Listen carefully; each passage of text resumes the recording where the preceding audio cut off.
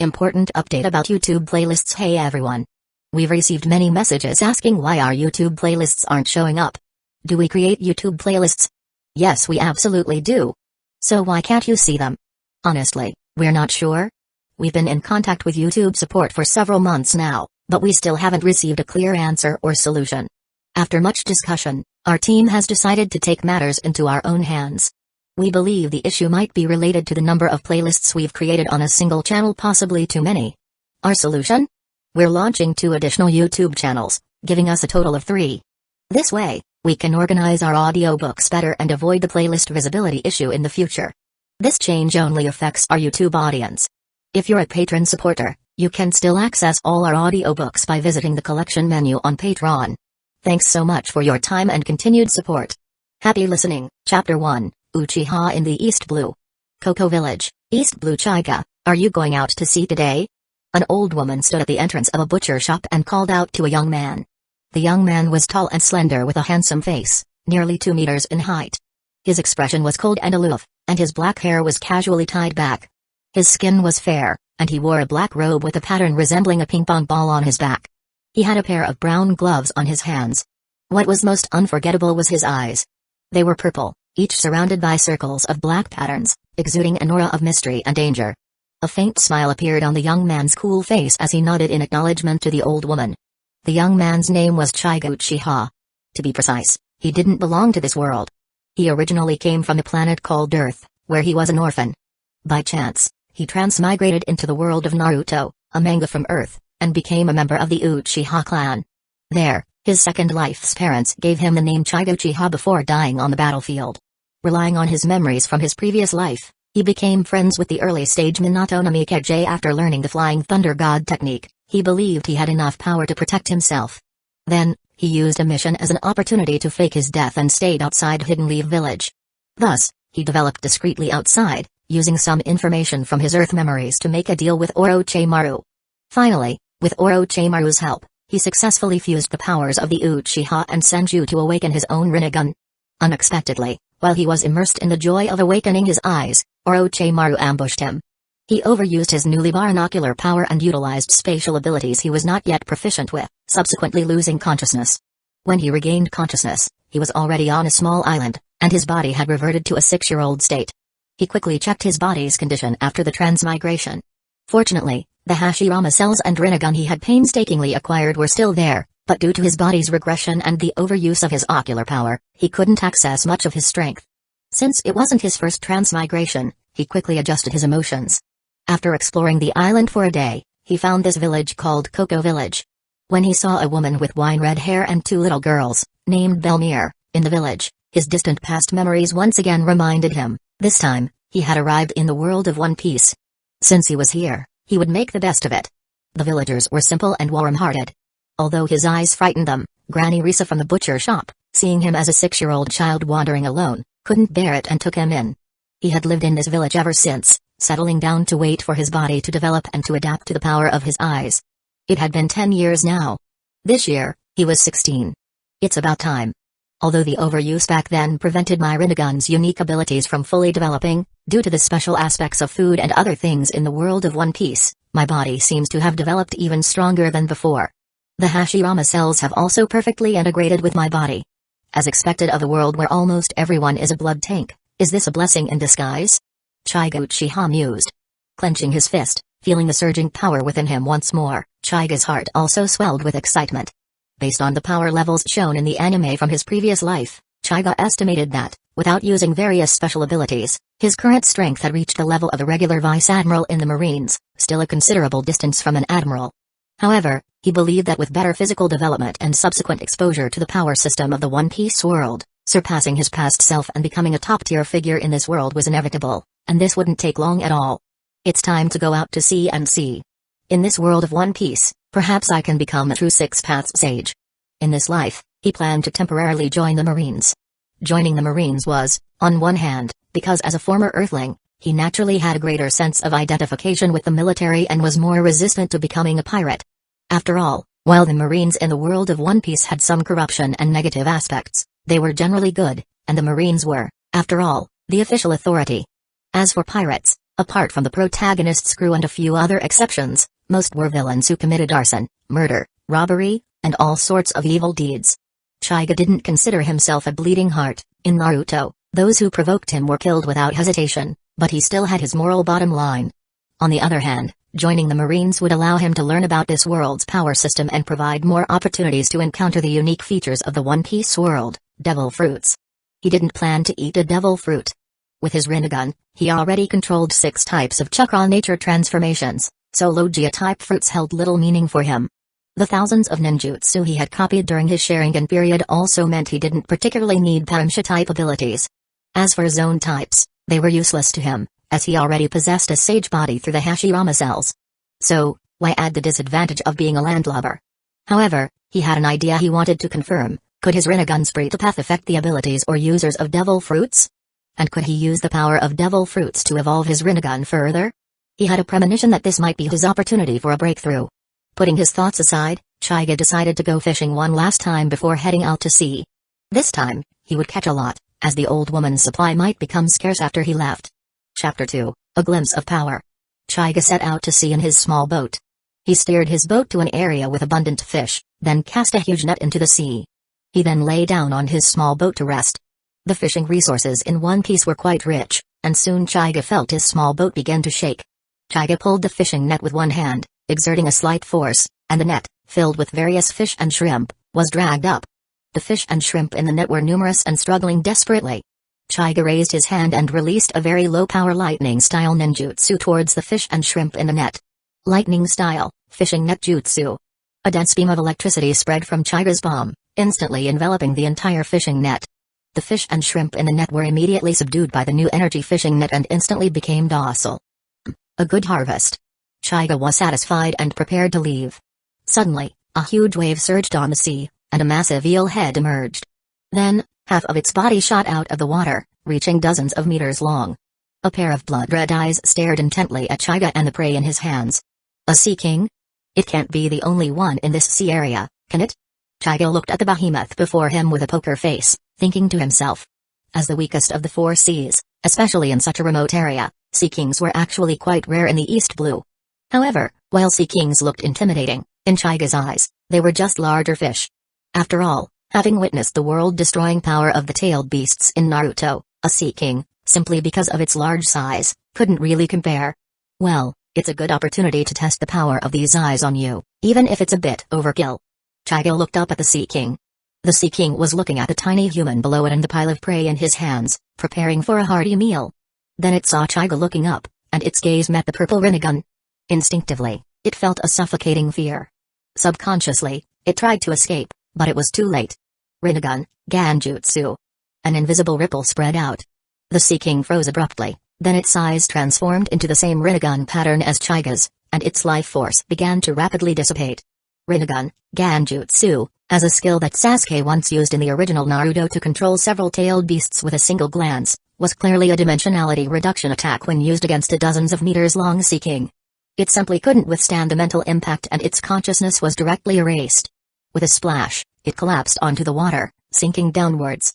This is much more useful than any conqueror's haki, but such a large chunk of meat can't be wasted like this.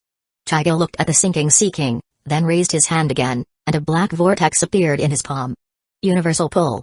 A huge gravitational force emanated from Chaiga's palm, and the dozens of meters long sea king corpse was immediately pulled up. After pulling the corpse towards the stern of the boat, Chaiga turned his head to look in the direction of the island he had departed from, roughly estimating the distance. Then, his Rinnegan eyes slightly widened. Almighty push. Another powerful repulsive force spread out with Chaiga as its center. The Sea King's corpse was instantly pushed away by this powerful repulsion, disappearing from sight. It is worth noting that Chaiga's Rinnegan was his own and did not require him to sacrifice his life like Nagato. Using the basic abilities of the 6 paths, such as Almighty Push, also had no annoying 5-second cooldown. Its power also increased infinitely with the growth of his chakra and stamina. Chapter 3, Gift from the Sea. When Chaiga drove his small boat along the direction pushed by the Sea King and reached the shore, he found the white-eyed Sea King's corpse had been pushed ashore. A group of villagers surrounded the corpse, chattering about the sudden appearance of the Sea King.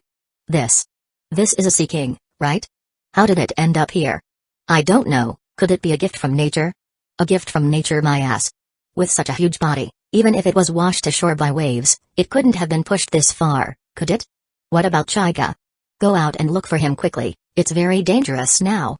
Yes, those of you who are young and strong, come with me to find him. Don't let anything happen.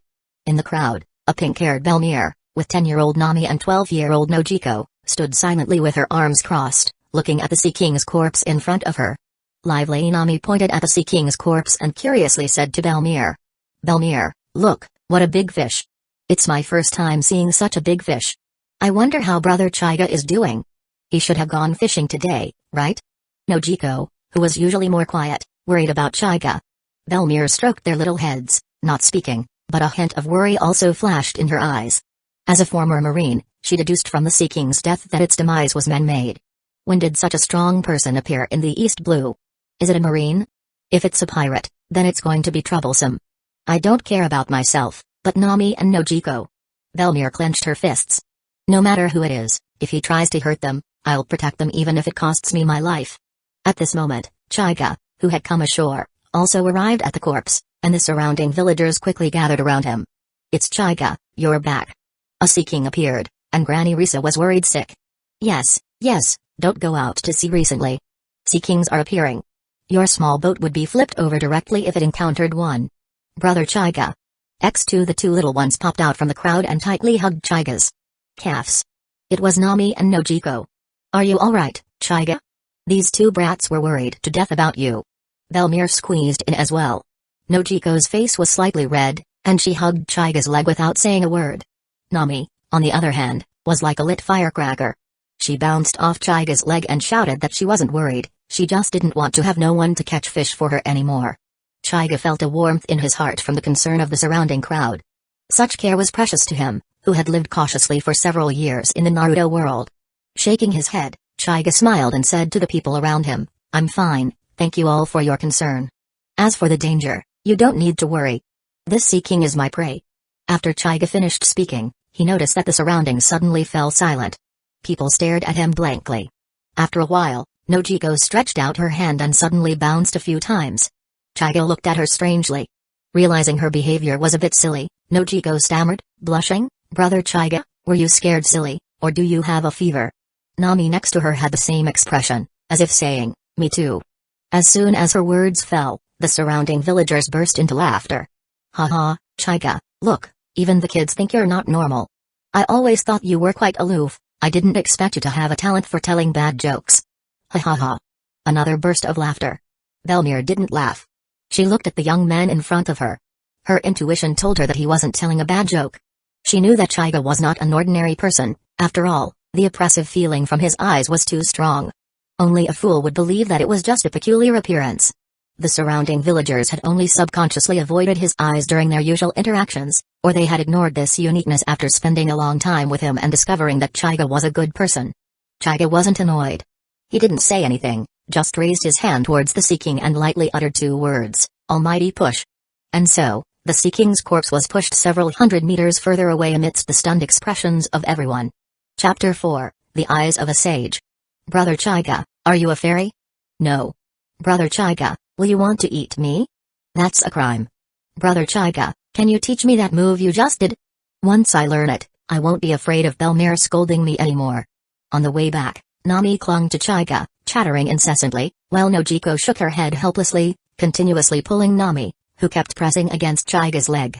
When you're a bit older, and as ladylike as Nojiko, perhaps I'll teach you. Chaiga flicked Nami's forehead, making a boop sound. Chaiga rubbed his hands, quite satisfied with the feel. Nami covered her head with both hands, pouting and grumbling. Stingy.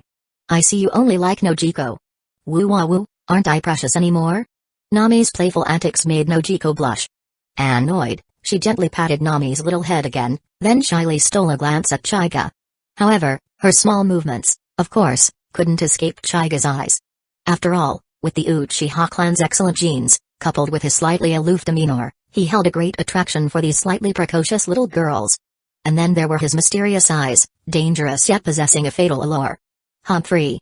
These damn genes, and this damned excellence. Chaiga outwardly remained as steady as an old dog, but inwardly, he was shamelessly indulging in self-admiration. Belmere silently followed behind them, her eyes fixed on Chaiga's back. What was that power? Was it the power of a devil fruit? But she had seen Chiga jump into the sea to catch fish. Aren't all devil fruit users unable to swim? Numerous questions made the young man before her seem like a mystery she was eager to unravel.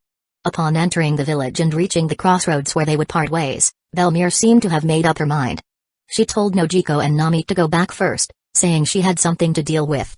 Although Nami and Nojiko were a bit puzzled, they obediently went home. After they left, only Belmir and Chiga remained at the crossroads. Chiga looked at Belmir, knowing she had something to ask him, and spoke. "Sister Belmir, is there something you need?" Belmir took a deep breath and cautiously said, "Chiga, this might be a bit presumptuous to ask, but I mean no harm. Can I ask who exactly you are? After all, it's really hard to understand why someone with that kind of ability would stay in a small, insignificant place like the East Blue for 10 years, right? And those eyes, they aren't just peculiar in appearance, are they? Of course, if this question makes you uncomfortable, you don't have to answer. Please don't take it to heart." Belmir rattled off a string of questions, her 10 fingers intertwined, anxiously awaiting Chiga's reply. Chiga looked at her deeply, then smiled. He greatly admired Belmir, having watched the anime. Although her strength wasn't high, the scene of her smiling in the face of death to protect Nami deeply moved him at the time. He knew she was a good person, so he didn't feel any negative emotions about her questions. After some thought, Chiga said in a low voice, "It's fine. You just need to know that I'm not a bad person. As for these eyes, you can understand them as our family's innate talent. They are called the Rinnegan, the eyes of a sage. That move just now was released through them. It's one of my abilities. As for my clan, you could say I come from the sage lineage, the Uchiha clan." Sage, Uchiha, Rinnegan, one of his abilities. Belmir was greatly shocked upon hearing these. Although she had never heard of the Uchiha clan, from Chiga's performance, it must be an extremely powerful clan. Chiga saw Belmir there, with no reaction, so he continued, "Some things happened, and I have some memory loss, but I still remember that I am the last surviving member of this clan in this world. As for why I stayed on this island for so long, have you ever considered that I was only 6 years old when I arrived in the village? Where could I have gone at that age? I guess that's true." Belmir scratched her head awkwardly. "So, what are your plans next? With that kind of ability, you surely won't stay here your whole life, right?" "I plan to join the Marines." "Huh?" Chapter 5, Marines, Here I Come. Chiga returned home and first reported his safe arrival to Grandma Risa. He then handed over the 80 million Baileys he had saved in his room to her. The money was bounty Chiga had earned over the years by casually dealing with small pirate groups during his voyages. Since there were no formidable pirate groups around, he had only managed to save this much over the years, but it was enough for the 70-year-old grandma to live comfortably for the rest of her life. The grandma looked at the huge sum of money in surprise and didn't accept it. Chiga quickly explained, "Don't worry, I promise this money is legitimate. I'm going to join the Marines, and I'm worried about you being home alone. Please take this money and use it." Only then did the grandma relax. She knew Chiga was a good kid with a cold exterior but a warm heart. He had always been honest and never lied to her over the years. She put the money away in a box behind her. Turning to look at the child she had lived with for 10 years, Grandma Risa had no children of her own, and Chiga had long been regarded as her own grandson. Now that he was leaving, her heart was naturally filled with reluctance.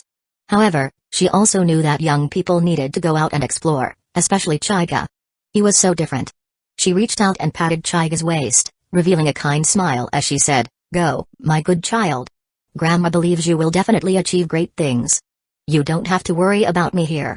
Everyone in the village is very kind, and with them around, Grandma will be fine. Go out and explore with peace of mind." Chiga also felt a little sad. He stepped forward and hugged the grandma. I won't disappoint you. It won't be long before I make this sea know my name, and I'll come back to visit you often." After saying goodbye to Grandma Risa, Chiga simply packed his belongings and then went to visit Belmir's family. Both Belmir and Nojiko were people he had grown close to over the years. Arriving at Belmir's doorstep, Chiga knocked on the door. Soon, the door opened, and a small blue head poked out. It was Nojiko. Seeing that it was Chiga, Nojiko was very happy, but when she saw the small bag of luggage in Chiga's hand, she seemed to realize something. Her expression dimmed a little, but she still showed her brightest smile and called out sweetly, "Brother Chiga." Chiga smiled and patted her head, responding before explaining his purpose. Although she had already sensed it, when she truly heard the news, Nojiko couldn't help but her eyes turn red. She forced a smile and said, "Then, Brother Chiga, I'll go tell Belmir and Nami. We'll see you off." "No need, I'm leaving now." Just go tell them, I won't go inside. Suddenly, how can that be? You've lived in the village for 10 years. How can you leave so perfunctorily? Velmir walked out of the house with Nami, pretending to be angry as she said, let's go. We'll see you off together. Nojiko also turned to look at Chiga expectantly. Truly troublesome bonds. Chiga's words conveyed annoyance, but the corners of his mouth couldn't help but curve upwards. Humphrey. Son dear. Nami had already seen through everything with her insight that surpassed the Rinnegan.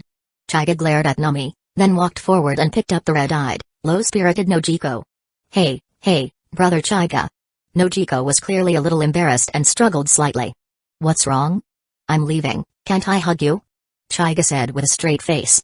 Of course you can. Nojiko immediately quieted down, though her clenched fists betrayed her nervousness. Humphrey. A biased man.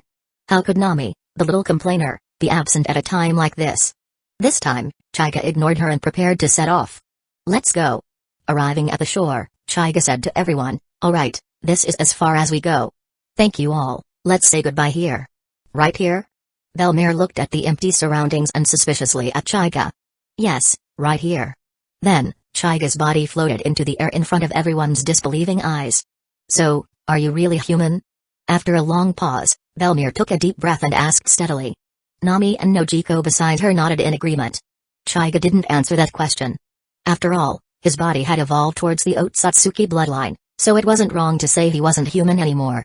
After thinking for a moment, Chiga took out a strangely shaped kunai from his pocket and handed it to Nojiko, instructing her, if any danger occurs in the village while I'm gone, just hold this and call my name in your heart, got it? Nojiko carefully put away the kunai and nodded seriously, indicating that she remembered. Chiga smiled and patted her head. The kunai was naturally the fourth Hokage's flying thunder god kunai from Naruto. With his vast chakra and Rinnegan, he could instantly arrive near the kunai no matter how far away as long as he sensed the signal.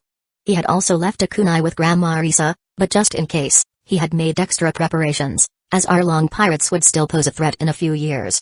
With his mind at ease, Chiga's body began to float upwards. Well then, goodbye everyone. Nojiko, Nami, you two must eat well and not still be two little sprouts when we meet next time. I got it, brother Chiga, you must remember to come back. Nojiko's face was already covered in tears as she shouted loudly at Chiga in the air.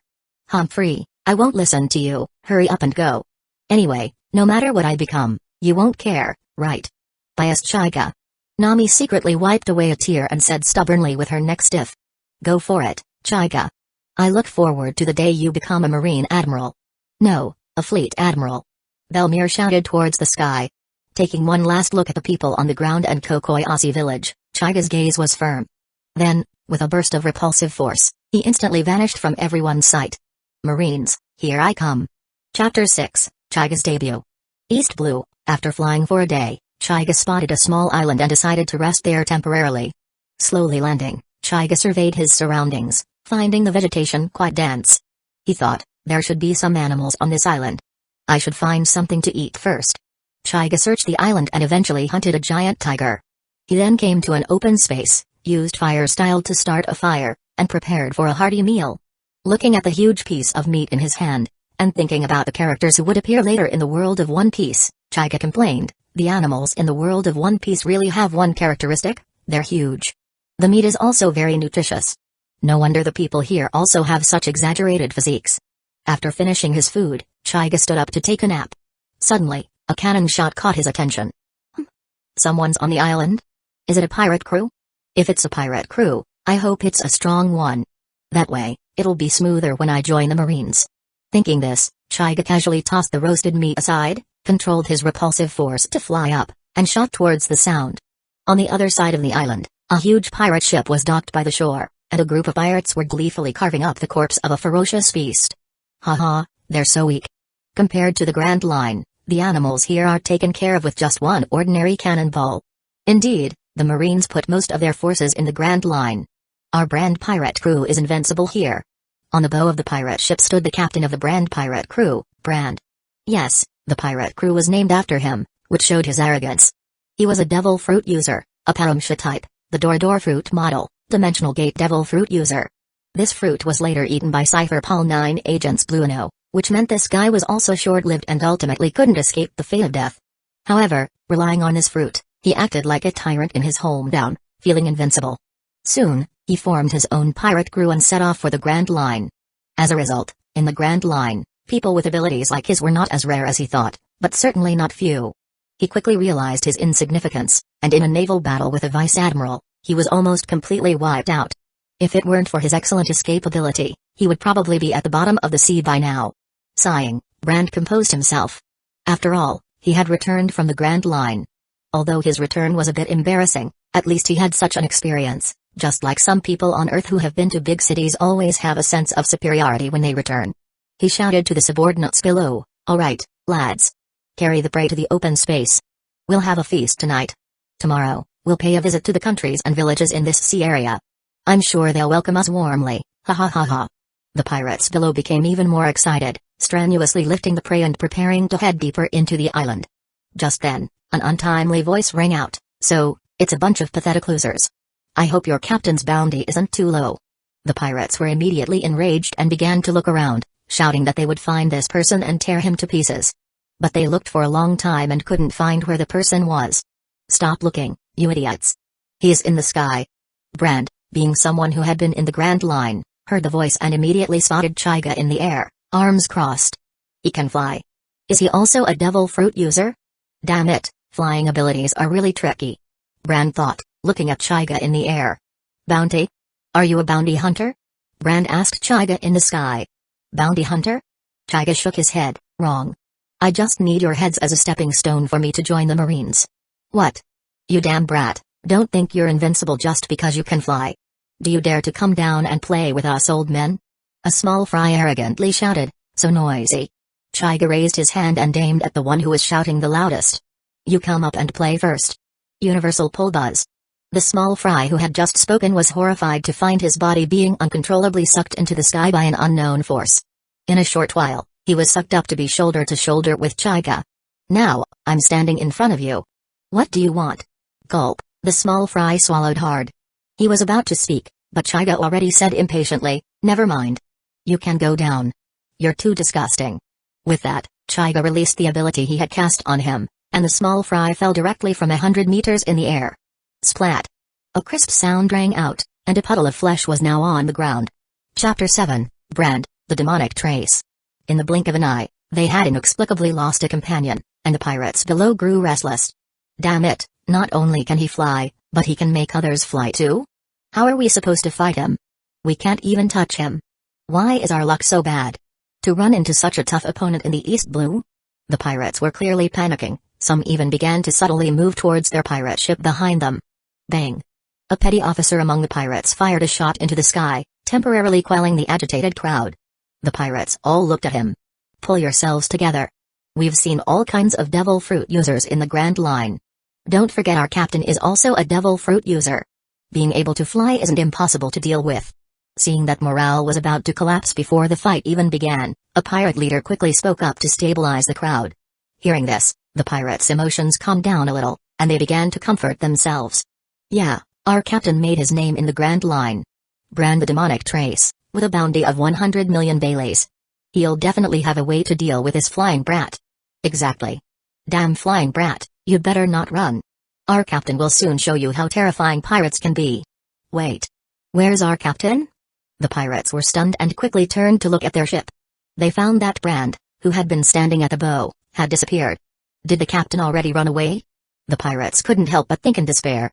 At this moment, Chaiga in the sky was still floating in place, not making a move yet. Because when the pirate crew started to stir, he saw the captain named Brand open a door in thin air and jump into it. Suddenly, Chaiga turned his head to an empty space and said, "Come out. If you're planning a sneak attack, I advise you to give up that idea." However, there was no response, as if Chaiga had been talking to himself just now. "Looks like you want me to drag you out." Chaiga focused his gaze on a spot, his eyes slightly narrowed.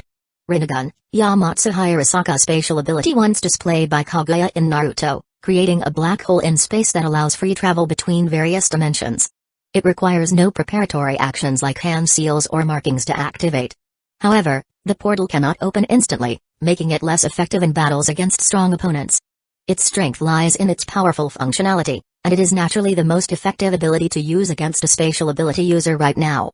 A black hole appeared out of thin air in the space Chaiga was staring at, and Brand emerged from within it. At this moment, Brand's face was ashen. Ever since he obtained the door fruit model, Dimensional Gate Devil Fruit, he had escaped countless times using his incredibly buggy Devil Fruit ability, even when facing insurmountable enemies. Just now, in the door dimension, when he heard Chaiga's voice and saw his gaze seemingly pierce through space to look at him, a hint of unease flashed in his heart. However, confident in his Devil Fruit ability, he temporarily suppressed the uneasiness in his heart, calmed down and waited for Chaiga to let his guard down, and prepared to succeed with one blow. But unfortunately, Chaiga actually opened his own door space, directly exposing him. He now feels like a little girl who is naked in public. Seeing that the ability he is most proud of is not worth mentioning in front of Chaiga, Brand already has the idea of shrinking back. He knows that with Chaiga's ability, he wants to escape. It is already impossible. Can you let me go? I will hand over all my treasures to you. It is definitely worth more than my bounty. Now it doesn't matter, Brand just wants to save his life. Chaiga tilted his head. But, if I kill you, all of this is mine. No. Not the same, you will never be able to find them after I die, Brand said hastily. Naturally, the treasure is placed in his door space. Once he dies, this space will disappear, even if the next ability user will not open this space again. This is his last means of saving his life. But what happened next left him in despair. I saw that Chaiga used the trick just now again, and sucked out countless boxes from a black hole. The boxes were naturally filled with the wealth that Brand had accumulated over the years. Damn it, I'll fight with you. Seeing that the last trump card was gone, Brand snapped violently. Armament hockey. Brand's right hand was covered with a layer of black substance, and he slammed it towards Chaiga's face. Snapped. Brand watched in disbelief as Chaiga easily stopped his full blow in his palm. This is armament hockey. It seems that you have learned something in the Grand Line. Chaiga looked at Brand's black fist and gave a little affirmation, but then shook his head and said, unfortunately, it's too weak. Without giving Brand a chance to speak again, Chaiga turned his palm into a claw and grabbed Brand's neck. Reincarnation Pretapath's absorption. Brand stared, and he felt his vitality draining rapidly. He wanted to struggle, but his body was clearly out of order. At this moment, he was left with endless despair. Chapter 8, Door Fruit. Suddenly, Chaiga, who was activating his ability, stopped the Pretapath's absorption when he realized it hadn't achieved the desired effect. Yes, Chaiga had anticipated that the Pretapath of the Rinnegan could absorb chakra in Naruto, and chakra was essentially energy. In the world of One Piece, that would be haki and the energy within the body. But that wasn't enough for Chaiga. He felt that Devil Fruit abilities also required physical stamina, so why hadn't he sensed this special power when he absorbed it earlier? Could it be that the source of Devil Fruit abilities isn't actually in the body? But besides the body, where else could it be? I got it. A flash of inspiration struck Chaiga's mind. Could it be the soul? That's right, besides the physical body, what else is there but the soul? Thinking of it, he acted. For the soul, that would naturally be the human path ability of the Rinnegan. Chaiga lifted Brand, who had already lost the ability to resist, and with his other hand, he slapped Brand's head and then pulled something out as if grabbing it. Brand, whose eyes were the only part that could move, watched in horror as a humanoid purple spiritual body was torn from his head by Chaiga. His body instinctively trembled. Sure enough, through the Rinnegan, Chaiga saw a wriggling mass of black energy in the heart area of Brand's soul body. He directly activated the Pretapath's ability. The black mass struggled as if trying to escape, but it was clearly powerless against the powerful suction of the Pretapath and was directly absorbed into Chaiga's body. As the ability entered his body, Chaiga immediately felt a peculiar energy within him, and this energy quickly surged into Chaiga's eyes after entering his body, finally forming a black tomoe on the pattern of his right eye. Chaiga felt the abnormality in his eye. He used water style to create a small water screen in the air, and through the screen, he saw an additional tomoe in his right eye. Isn't his Sasuke's Rinnegan with tomoe? Although it's only one tomoe. Chaiga was overjoyed. He hadn't expected that by absorbing the power of a Devil Fruit, his Rinnegan could evolve further, and so easily. Using Sasuke's eye as a reference, one Rinnegan can accommodate 6 tomoe. So, I have a pair of Rinnegan, which means I can accommodate 12 tomoe, meaning I can absorb 12 Devil Fruits. Chaiga was genuinely happy this time because finding a way to evolve his Rinnegan meant he was one step closer to the Sage of Six Paths level. With a casual swipe in the space in front of him, a door appeared before Chaiga. Chaiga looked at the spatial door before him with satisfaction and thought, I didn't expect things to go so smoothly. In that case, I can do what Blackbeard does, and do it even better. This battle had yielded much. Chaiga no longer dwelled on it and looked at Brand in his hand. With his soul extracted, Bran's eyes turned white. He was truly dead. Casually, like throwing trash, he flung Bran's corpse aside, just like the rest of his lackeys. Thud. Another fresh human-shaped meat patty appeared on the ground. As for why it didn't turn into a meat paste, are you kidding? He was a pirate captain who had returned from the Grand Line, so is it a problem if his body is a bit tougher? From Bran's attack to him becoming a human-shaped meat patty, it was actually less than 5 minutes. The pirates on the ground hadn't even fully reacted before their captain had become the sight before them. Silence. Slowly, some pirates began to tremble and speak. Run. Run away. Devil. He's a devil. Why can't he use the captain's ability too? Why are you still asking so many questions? If you want to avenge him, you go. I'm escaping first. The pirates completely broke down, scattering and fleeing like headless chickens. TSK, how ugly. Looking at the rabble below, Chaiga felt it was really affecting his mood. He wondered what ability to use to clean them up. Well, I'll use this move. Chaiga's eyes lit up as he thought of a move. Clasping his hands together, with his index fingers pointing up, Chaiga took a light breath, then slowly exhaled. Fire style, majestic flame annihilation. A stream of flames erupted from Chaiga's lips, instantly transforming into a sea of fire that covered the entire pirate crew, rushing towards the fleeing pirates and instantly engulfing the entire pirate crew. It's fire. It's fire. Save me, it's so hot, so hot. Am I dreaming? Can someone wake me up quickly? Please, sir, spare my life. From now on, I'll be your most loyal subordinate, no. Your most loyal dog. Please spare my life. It's over, it's over. I can't believe our brand pirates escaped the Grand Line only to be annihilated in the weakest East Blue, ha ha ha ha ha. Desperate pleas, agonizing screams, and deranged laughter intermittently echoed from the sea of fire. Chaiga frowned, feeling he had been too lenient earlier, so he increased the intensity. Then, the air went silent. The flames dissipated, leaving only piles of human-shaped charred remains on the ground. I need to take these with me. These are all merits. Chaiga felt he needed to clean up the scene. He lightly gripped his hand, and the charred remains on the ground were gathered together, continuously compressed, forming a black sphere. Chaiga even thoughtfully separated Bran's corpse, which was still somewhat recognizable. Satisfied, Chaiga looked at his masterpiece and opened his door space, throwing these trophies inside. Casually tearing down the brand pirate's flag, Chaiga then set the pirate ship on fire. Now everything is ready. I wonder if these will attract the attention of the headquarters. Chaiga thought, never mind, I'll go and first and see. Chaiga made up his mind and left the small island where he had rested for less than a day. Chapter 9, The Terrifying Recruit. East Blue, Sakura Island Marine Branch 155. A young marine soldier at the recruitment office was yawning boredly. It wasn't time for large-scale recruitment yet, and this was the East Blue, so not many people came to join the Marines. The table in front of him was knocked. The disturbed marine soldier looked up impatiently, about to speak, but when he saw a pair of purple eyes with strange patterns, a sense of fear rose in his heart, and the words he was about to say were swallowed back down. The person who arrived was naturally Chaiga Uchiha. Seeing that the marine in front of him was slow to speak, he proactively asked, "Hello, is this the Marine Recruitment Office? I'm here for an interview." "Ah, yes, yes," the marine, having regained his senses, wiped the cold sweat from his forehead and quickly replied, then began to ask for Chaiga's information. Name? Chaiga Uchiha. Age? 16 years old. The marine soldier looked at Chaiga Uchiha in surprise, thinking how young he was. Reason for joining the Marines? Just out of interest, I guess. Very honest. Do you have any special abilities? I can fly, breathe fire, summon lightning, control gravity and repulsion, open spatial gates. Quite a lot. Hearing this long list of abilities, the marine soldier looked at Chaiga Uchiha with suspicion.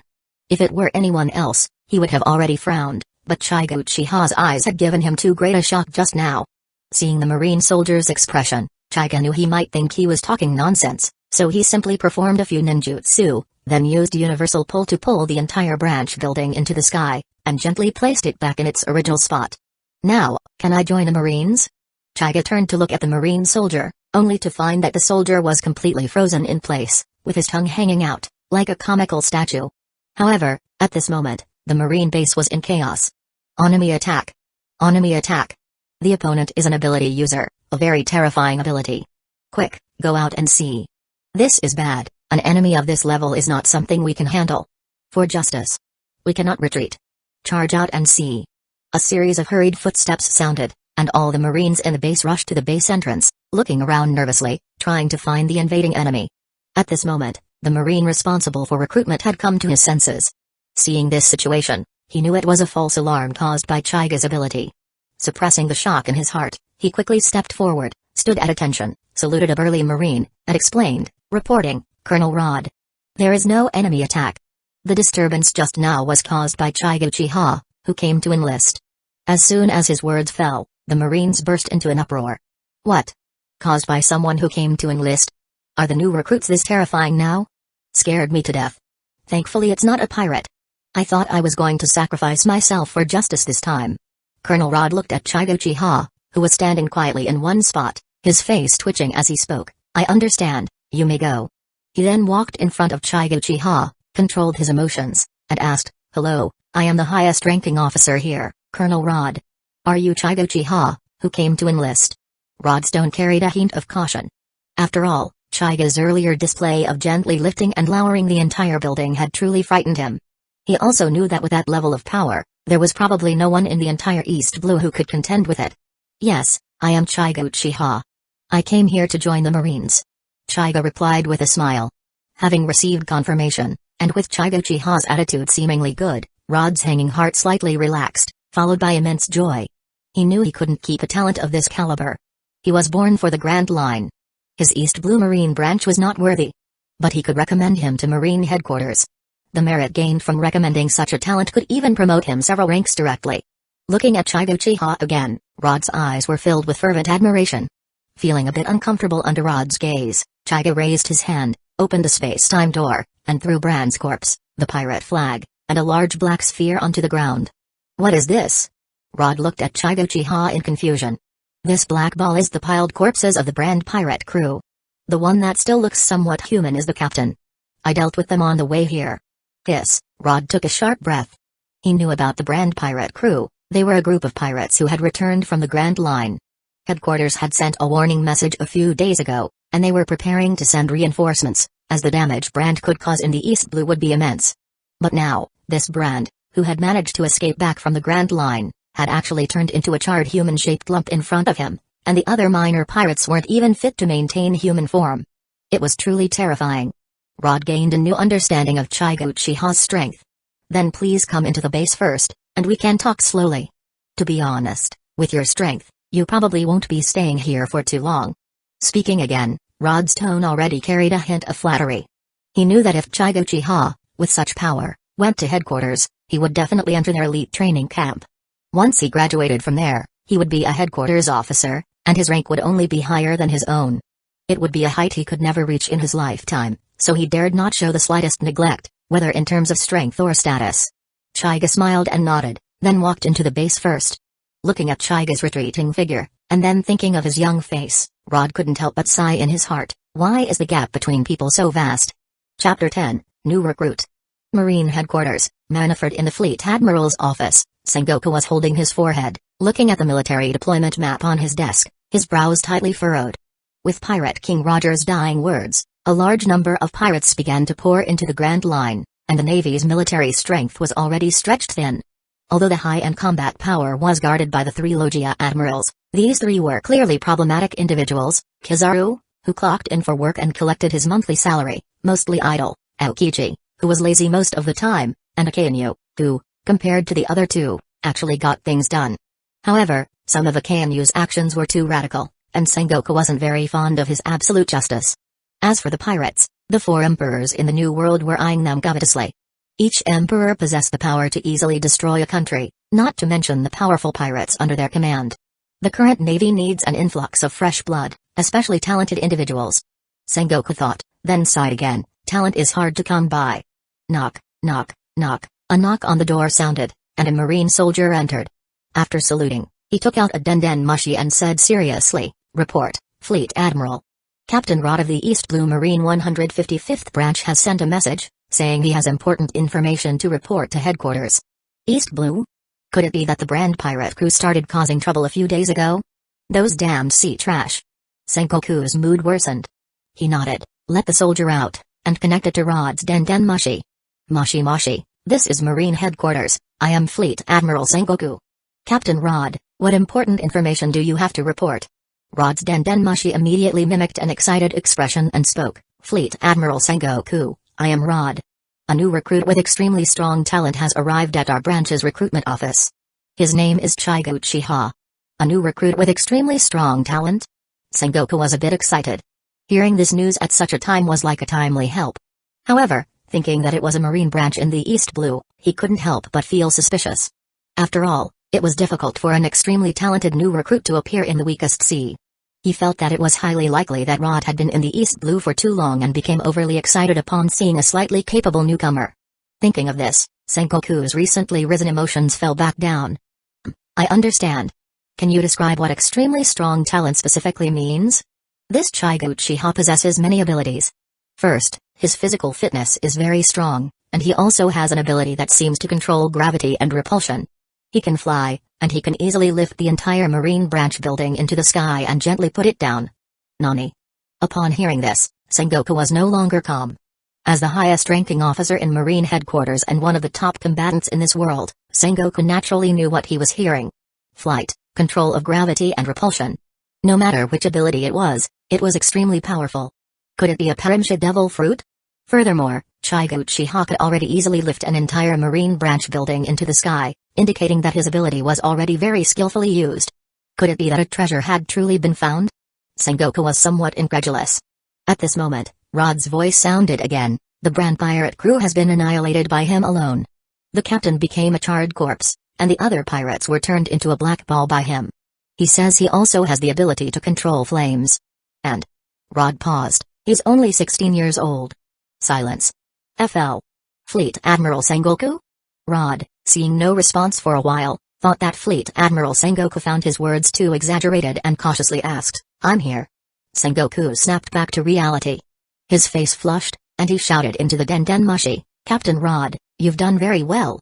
Headquarters will immediately dispatch a warship to pick him up. During this period, you must ensure he experiences our Navy's sincerity." "Understood, Fleet Admiral Sengoku." Hanging up the Dendenmushi, Sengoku let out a long breath, preparing to arrange for the warship to the East Blue. Bang! The door was roughly pushed open. "Sengoku. I want to go back to the East Blue to see my grandson." Entering was the legendary Marine Headquarters Vice Admiral, Garp. He picked his nose and rushed to Sengoku's desk, shouting casually at Sengoku. Sengoku looked at his friend, feeling a headache. This guy usually didn't do any serious work, and even Aokiji had learned bad habits from him, and he also liked to harass him and steal his senpai. Just as he was about to reprimand this annoying guy, suddenly, Sengoku's eyes lit up. He could use this opportunity to have Garp pick him up. Although Garp was usually unreliable, his reputation preceded him. Wouldn't having him go better demonstrate the Navy's sincerity? He was truly wise. Sengoku's face immediately showed a benevolent smile. "All right, I approve. Oh, I haven't seen my grandson in a long time. This time you..." "Huh?" Garp was about to argue. Normally, Garp would righteously refuse, and then Sengoku would have to coax and threaten him until he compromised. But this time, it was so smooth. Sengoku's abnormal behavior stumped Garp, and he froze in place for a moment. Sengoku also realized his behavior was a bit unusual, coughed awkwardly twice, and then said seriously, "I can grant you leave, but you have to pick someone up for me on the way. He's at the East Blue Marine 155th branch." "Pick someone up? Who?" "A new Marine recruit. His name is Chigo Uchiha." Chapter 11, The Arrival of Vice Admiral Garp. Half a month passed in a flash. Inside Colonel Rod's office at Marine 155th branch in the East Blue, Chiga sat on the sofa, quietly reading a newspaper. Rod, meanwhile, stayed in his seat, staring at a Dendenmushi on his desk, looking somewhat anxious. Today was the day Marine Headquarters Vice Admiral Garp was scheduled to arrive at the branch. Rod held immense respect for this legendary Vice Admiral. After all, forcing the Pirate King Roger into a corner was an incredibly impressive feat, and Garp's strength was undeniably formidable. However, Rod wasn't very familiar with Garp's personality and feared doing something wrong that might displease the coming great deity. Chigo looked up and saw Rod's constipated expression, finding it a bit amusing. From the moment Rod called him into the office that morning until now, Rod had maintained this posture and expression, afraid of missing the Dendenmushi's call. "You don't have to be so nervous. I know a bit about Vice Admiral Garp. He's quite amiable. Just act as you normally would." Chiga closed his newspaper and said to Rod. Rod's face immediately darkened. Good heavens, so this newcomer knew more about Marine officers than he, who had been a Marine for decades. However, he dared not show any dissatisfaction, as the person before him was also someone he couldn't afford to offend. Seeing no reaction from Rod, Chaiga stood up, losing interest, and prepared to go out for some fresh air. Suddenly, pu-upper-upperoo. The den mushi, silent all morning, finally stirred. Rod immediately resembled a camel that had finally found water in the desert, grabbing the den mushi and excitedly shouting into it, "Moshi moshi." "This is Marine 155 branch, Colonel Rod. This is Headquarters Warship 3. We are about to land at your unit. Please come out to greet us." "Understood." Rod saluted, stood up, called Chaiga, and rushed furiously towards the warship's landing point. Chigara quietly followed. Upon reaching the landing point, rows of branch Marines were already standing in neat formation, eagerly looking towards the warship's hatch. Under everyone's gaze, several rows of Headquarters Marines emerged first, quickly forming ranks. Then, a burly figure wearing a dog mask appeared at the hatch. The one wearing the dog mask was naturally Garp. He glanced at the formation below, then walked casually down the ship, disregarding the surrounding stares, and shouted, "Where's Colonel Rod here?" "Here. Vice Admiral Garp, I'm here." Rod scurried over to Garp. Garp sized up Rod, nodded, and then asked, "Is Chaiga Uchiha here?" "I was delayed for a while back home, so I won't stay long this time.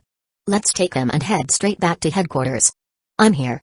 Before Rod could answer, Chaiga responded from within the crowd.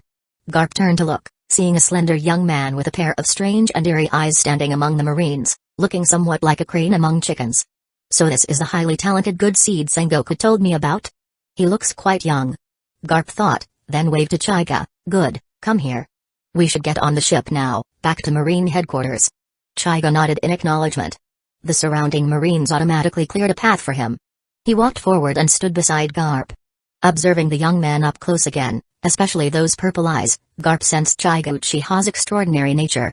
"Interesting. I'll have to properly test this kid's strength once we get back to headquarters."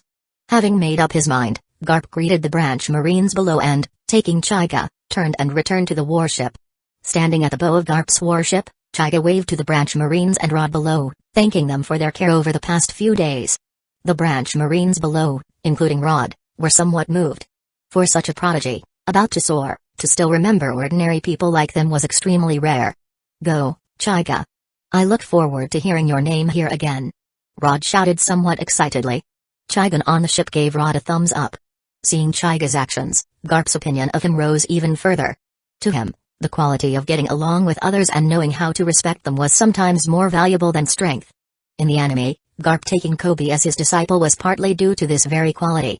Of course, Chaiga wasn't particularly fond of the character Kobe. In a rather good mood, Garp waved his hand, ordering to set sail. The warship then turned its bow and sailed towards the Grand Line. Chapter 12, Meeting the Fleet Admiral. The first half of the Grand Line, Manaford the warship docked, and Garp disembarked with Chaiga and a group of Marine soldiers. Waving his hand to dismiss the soldiers, Garp turned to Chaiga and said, "Come with me, I'll take you to see Sengoku." "You're the person he specifically asked to see." Chaiga responded and followed behind Garp towards the Fleet Admiral's office. Along the way, Chaiga felt a little emotional, surprised that his performance in the East Blue Marine branch had caused such a stir. This treatment was truly beyond his expectations. Upon reaching Sengoku's office door, Garp didn't bother to knock. He pushed the door open with a clang and yelled, "Sengoku! I've brought you the person you wanted. Got any senpai? I'm starving." Chaiga looked at the eccentric Garp in front of him, speechless. He thought to himself, he's really just like how he was portrayed in the manga, a one-track mind. However, Chaiga didn't dislike it, because such people were actually the easiest to get along with, having no ill intentions. Chaiga recalled the Hidden Lee village higher-ups and various clan heads he had encountered during his time in Naruto. Every single one of them had 800 schemes up their sleeves. Constantly scheming was truly exhausting, not to mention that as an Uchiha, he wasn't well regarded by the higher-ups, and his life could be lost in an instant. But with someone like Garp, if you treated him sincerely, he wouldn't mistreat you. Not just him, but many generals in Marine headquarters were actually very easy to get along with. No matter how much their justice might deviate, it still leaned towards the good side. This was a significant factor in why Chaiga preferred the Marines over pirates. In his office chair, a vein bulged on Sengoku's forehead. He had wanted to leave Chaiga with an impression of a wise and dignified senior leader during their first meeting, but that was now completely ruined. Struggling to control his emotions, Sengoku testily waved Garp to sit aside. However, Garp didn't fall for it. He picked a booger from his nose, flicked it with his finger, and a shiny black booger landed on the little goat next to Sengoku. Instantly, a flamboyant beauty mark appeared on the goat's pristine white face. Garp. Seeing his little pet suffer such a fate, Sengoku finally snapped. Just as he was about to erupt, a steady female voice rang out, "Alright, you two, how old are you? Settle down, don't make young Chaiga here laugh." Chaiga peeked his head out and saw a white-haired old lady sitting on the sofa. Beside her stood a tall, elegant woman. The elegant woman had her long black hair casually tied back. She had a pair of peach blossom eyes with reddish pupils, a delicate nose, and a perfectly placed mole below her cherry lips that maximized her allure. Very beautiful. Chaiga silently gave her 5 stars in his mind. Then he realized that these two should be Marine Headquarters Vice Admiral Tsuru and her adopted sister, the future Admiral candidate, Jian Momazagi. These two were also significant figures in the Marines. While Chaiga observed the two, Tsuru and Jian also noticed Chaiga peeking out. With just one glance, both were simultaneously drawn to Chaiga's eyes. What kind of eyes were they? Circles of black ripples were distributed within them like a whirlpool, and purple light occasionally flickered in them. Both of them instinctively released their observation haki. Then, they felt a powerful energy fluctuation and a pressure comparable to Conqueror's haki emanating from those eyes. Terrifying newcomer.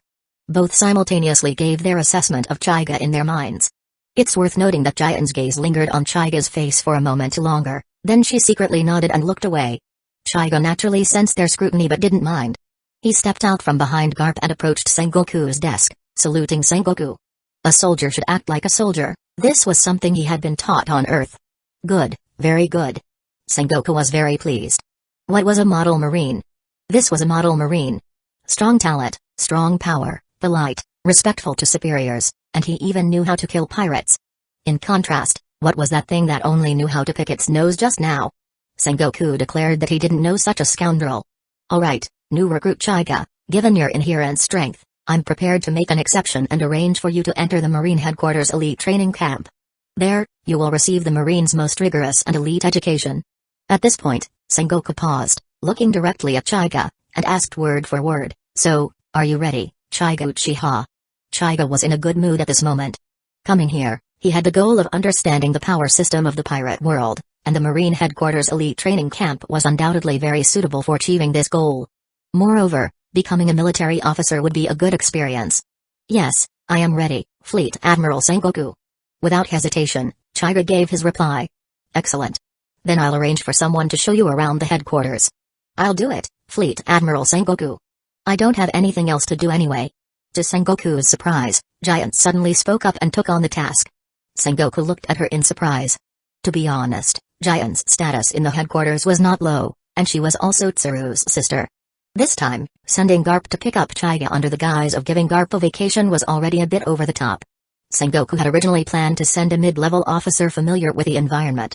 Tsuru cast a meaningful glance at her adopted sister, thinking, the old girl can't hold back anymore. Garp continued picking his nose, sitting indifferently. What did this have to do with him? Ignoring the gazes in the office, Giant said generously, "I find young Chaiga quite appealing, and I'd like to get to know him better. We'll surely have opportunities to work together in the future. Since you've volunteered, go ahead. It's not a big deal." Sengoku approved. Giant elegantly walked up to Chaiga in her high heels, one hand on her hip. She smiled at Chaiga and spoke in a slightly teasing tone, "Well then, let's go. My name is Giant, it's a pleasure to meet you. Please take care of me from now on, little brother Chaiga. This Giant is like a vixen. Don't call her Momazagi, call her Pink Fox instead," Chaiga complained wildly in his mind, though he still returned a polite smile on his face. "Then I'll trouble you, Sister Giant." Chapter 13, Giant Annoying Admirer. Marine Headquarters Residential Area. Walking side by side with Giant down the street, Chaiga curiously observed his surroundings. On both sides of the street were various shops, mostly selling daily necessities, similar to a commercial street on Blue Star, but with a bit more modern flair than Hidden Leaf Village. Since it was a marine base, the signs and displays were predominantly blue and white. "You can come here to stroll around when you have time, buy some fruits or something to treat yourself. That way you can grow taller," Giant said casually beside him. Chaiga was a little speechless. At 16 years old, he was already nearly 1.9 meters tall. Was that still not tall enough in her eyes? However, seeing that Giant was estimated to be over 2 meters tall, her words seemed reasonable enough. After all, in this world of One Piece he's quite short. Seeing no reaction from Chaiga, Giant thought he might be offended that she considered him short, so she quickly rephrased, "Actually, you don't need to grow too tall. Your current height is already enough, especially since you're only 16. I don't mind that, Giant nay. There's an old man over there who keeps staring at you." Chaiga noticed a perverted-looking old man in a brown casual suit standing at the entrance of a tavern. He had been looking in their direction since a moment ago, so Chaiga decided to alert Giant. Huh? Giant turned her head and immediately spotted the old man Chaiga was referring to. There was no way around it, the so-called old man was simply too conspicuous. But not in Chaiga's handsome way, his conspicuousness stemmed from being ugly beyond belief. The man had his hands in his pockets, his mouth twisted, a cigarette dangling from his lips. His large face featured two squinting small eyes, which, even if opened, probably wouldn't be much bigger. He looked just like Blue Star's Pigsy. Oh, I know that man. His name is Cake. He is quite annoying. You can stay away from him in the future. Cake? Wasn't that the tea-pig who would later become a candidate for Admiral alongside Giant? Chaiga stroked his chin, pondering. At this moment, Cake saw Giant glance in his direction and immediately walked over with his lewd gait. "Miss Giant, it's been a whole month since I last saw you. You're still as beautiful as ever. Please accept my 88th confession." Cake approached Giant and Chaiga, pulling out a bouquet of flowers from somewhere, and then made his heartfelt confession. However, Giant didn't even spare him a glance. She simply reached out and pulled Chaiga, ready to leave. Hey, Miss Giant, don't leave. You haven't rejected me this time." Cake hurriedly chased after them, eager to receive Giant's 88th rejection. "I'm tired of saying no. Just give up," Giant said with a look of disgust. "Why? Am I not handsome enough, or not excellent enough?" Cake asked, his disbelief revealing the question buried deep in his heart. Chaiga watched silently from the side, thinking, with your appearance and behavior, where do you get the confidence to ask such a question? Seeing that Giant was too lazy to reply, Cake lowered his head in frustration. Then, he finally noticed Chaiga, who was silently observing. "Eh? And this young man is?" Seeing that Cake had finally noticed him, Chaiga stopped his eavesdropping and stepped forward to introduce himself. "Hello, I'm a new recruit who just joined the Marines. My name is Chaiga Uchiha." Oh, hello, I'm Cake." Cake gave a simple introduction as well, thinking, where did this new recruit come from, to have Giant personally accompanying him, and he's so handsome. Suddenly, a bolt of lightning flashed through his mind. Could it be? Giant is interested in him? Thinking of the scene of the two of them walking side by side down the street earlier, Cake shivered and froze in place. Chaiga, seeing him suddenly act as if he'd been struck by lightning, wanted to go over and check on him. Then, he abruptly looked up, startling Chaiga.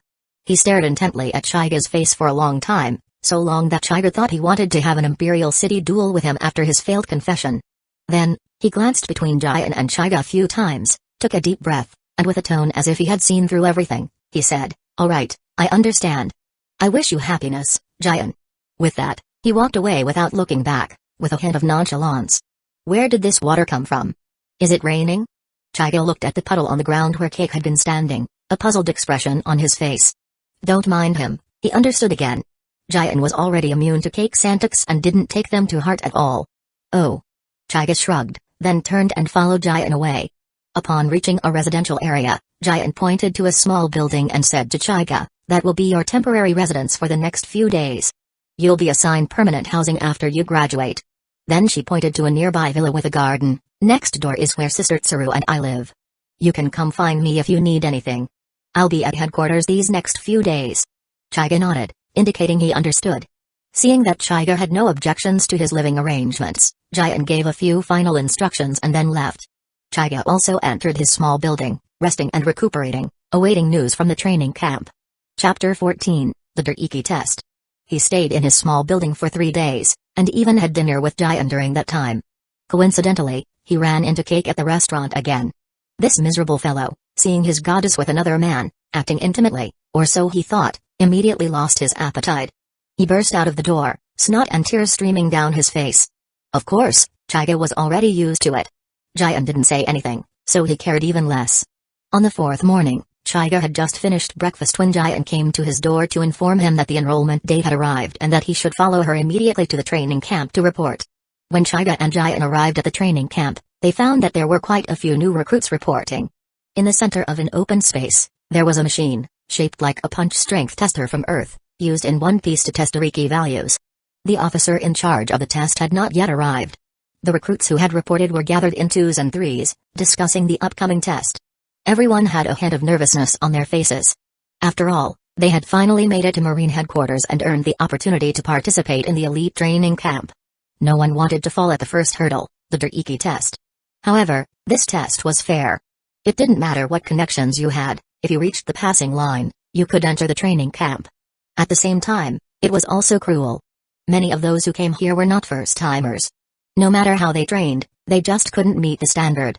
For them, that line was like an insurmountable chasm. At this moment, Jian was explaining the test to Chaiga. When it's your turn, you just hit the soft pad of that machine with all your strength. If the value on the display screen reaches 300 or more, it means you've passed. Chaiga said he could definitely reach that value, but Jian shook her head.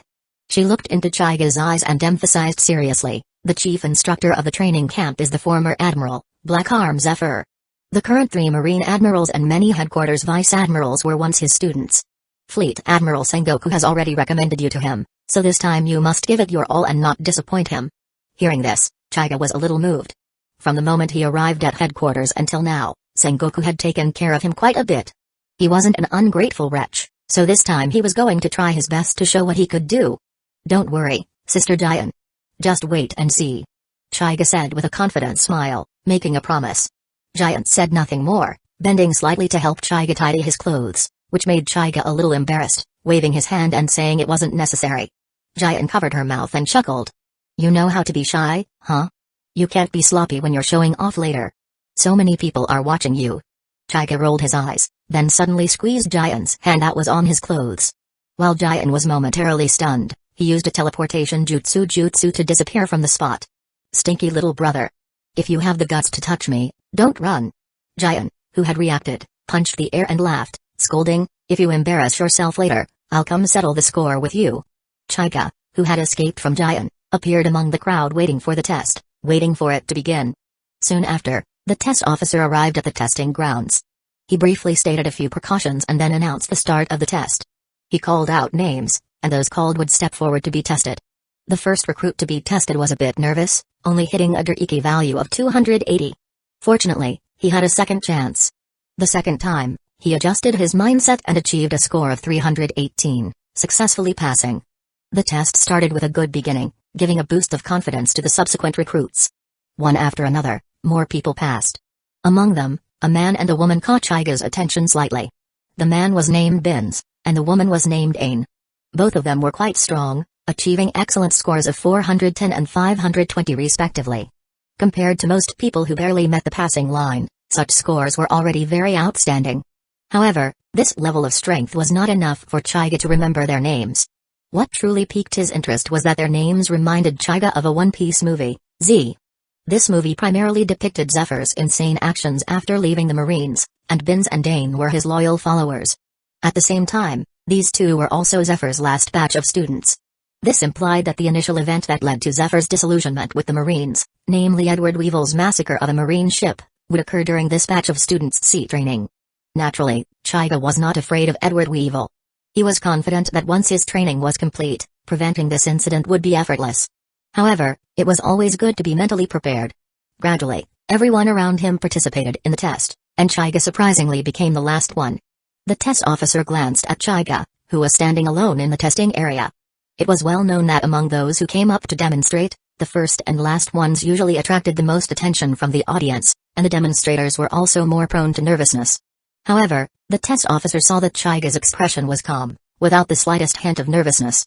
He secretly nodded, thinking to himself that he was indeed the person Fleet Admiral Sengoku had instructed them to pay close attention to. Arranging Chaiga Uchiha to be the last to appear was Sengoku's intention.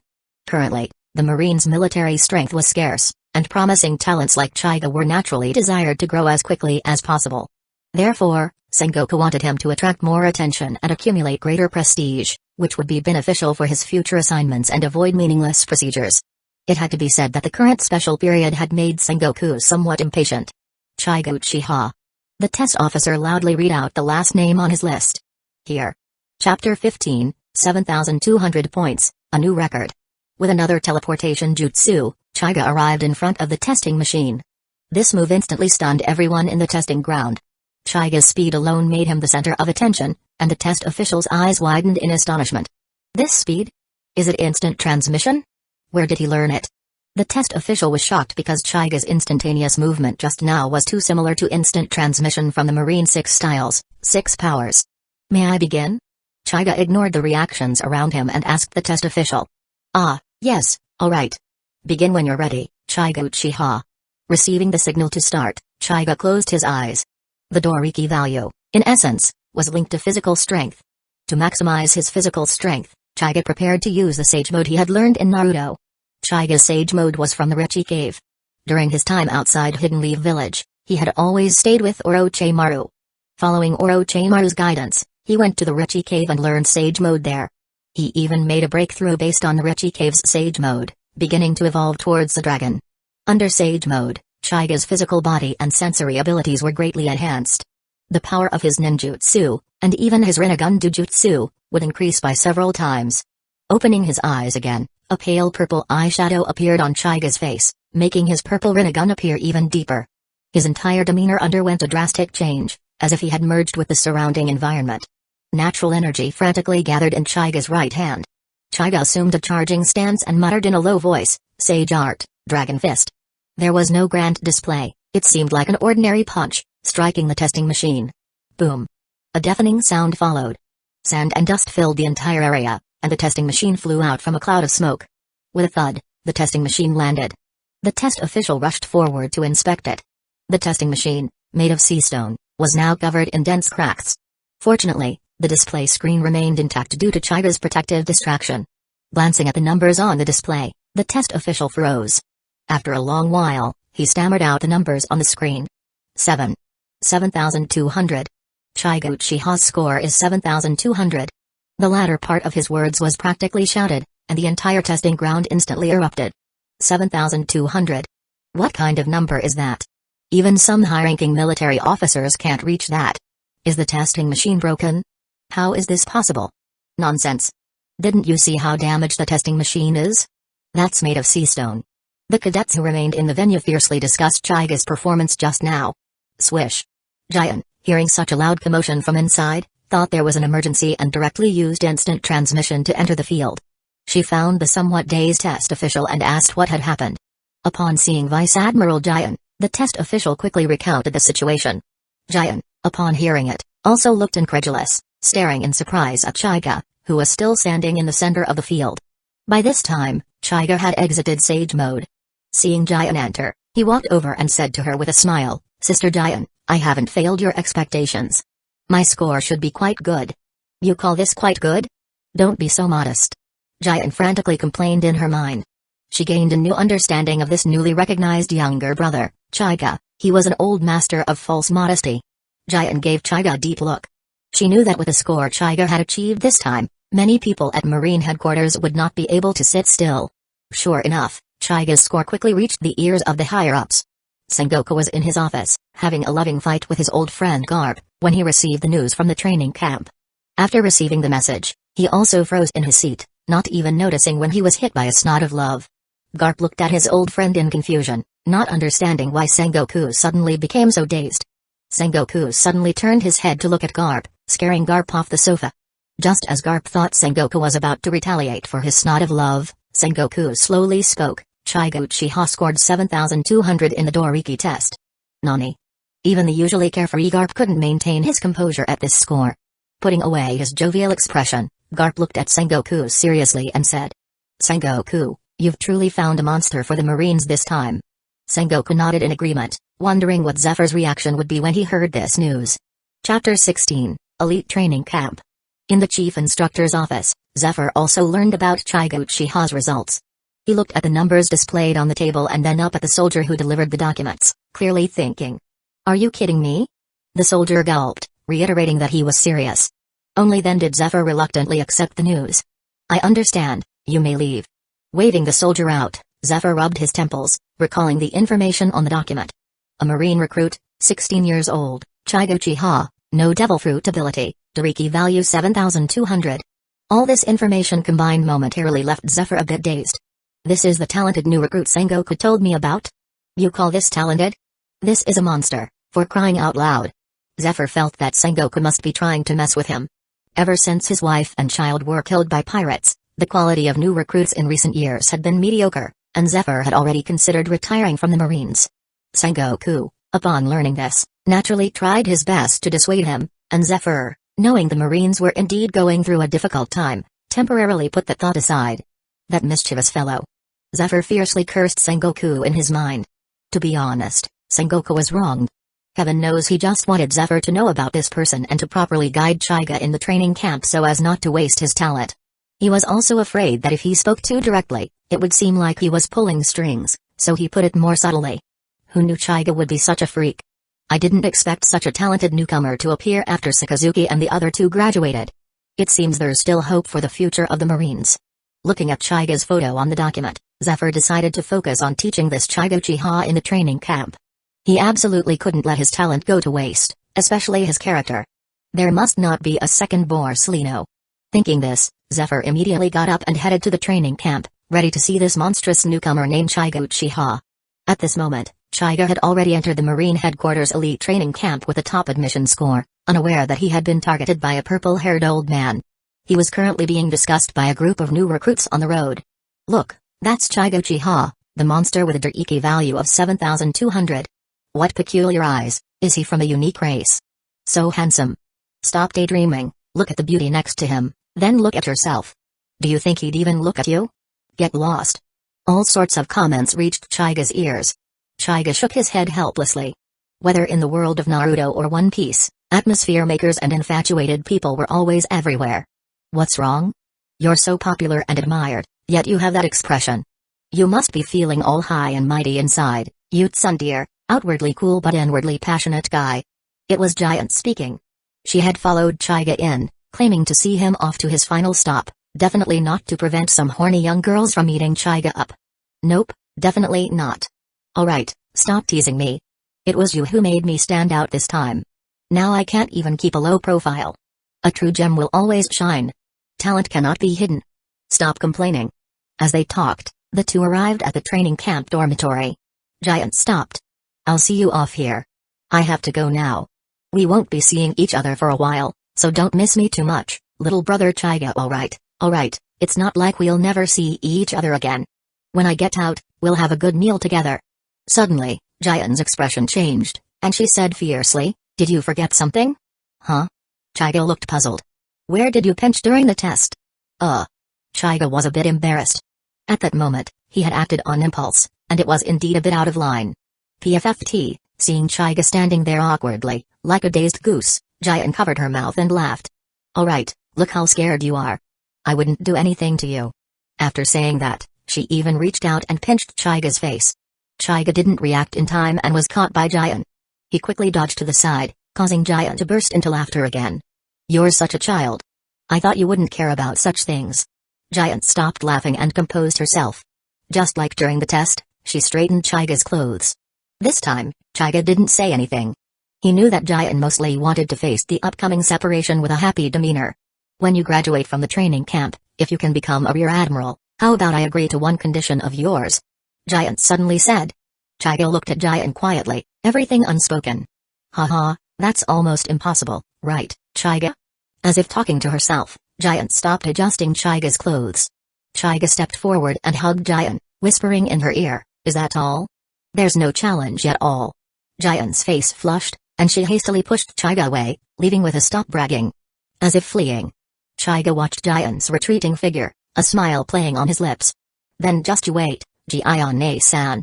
Chapter 17, The Marine Six Powers. After Giant left, Chaiga turned and went to his dormitory. Opening the dormitory door, his three roommates were already there, he was the last one to arrive. Among the three roommates, there was a familiar face, Vin's. The other two had not appeared in the original work. Seeing Chaiga enter, all three were surprised. They hadn't expected their roommate to be Chaiga, the first-place student in the entrance exam. He was a big star, and all three stood up to greet him. Chaiga responded to each of them, and then the four began their self-introductions. A short, chubby young man with yellow hair spoke first. Hello everyone, my name is Bridge. I'm from the West Blue. I'm the ability user of the Hook fruit. Nice to meet you all. Isn't his a robot setup? Chaiga thought of a character from a game on Earth.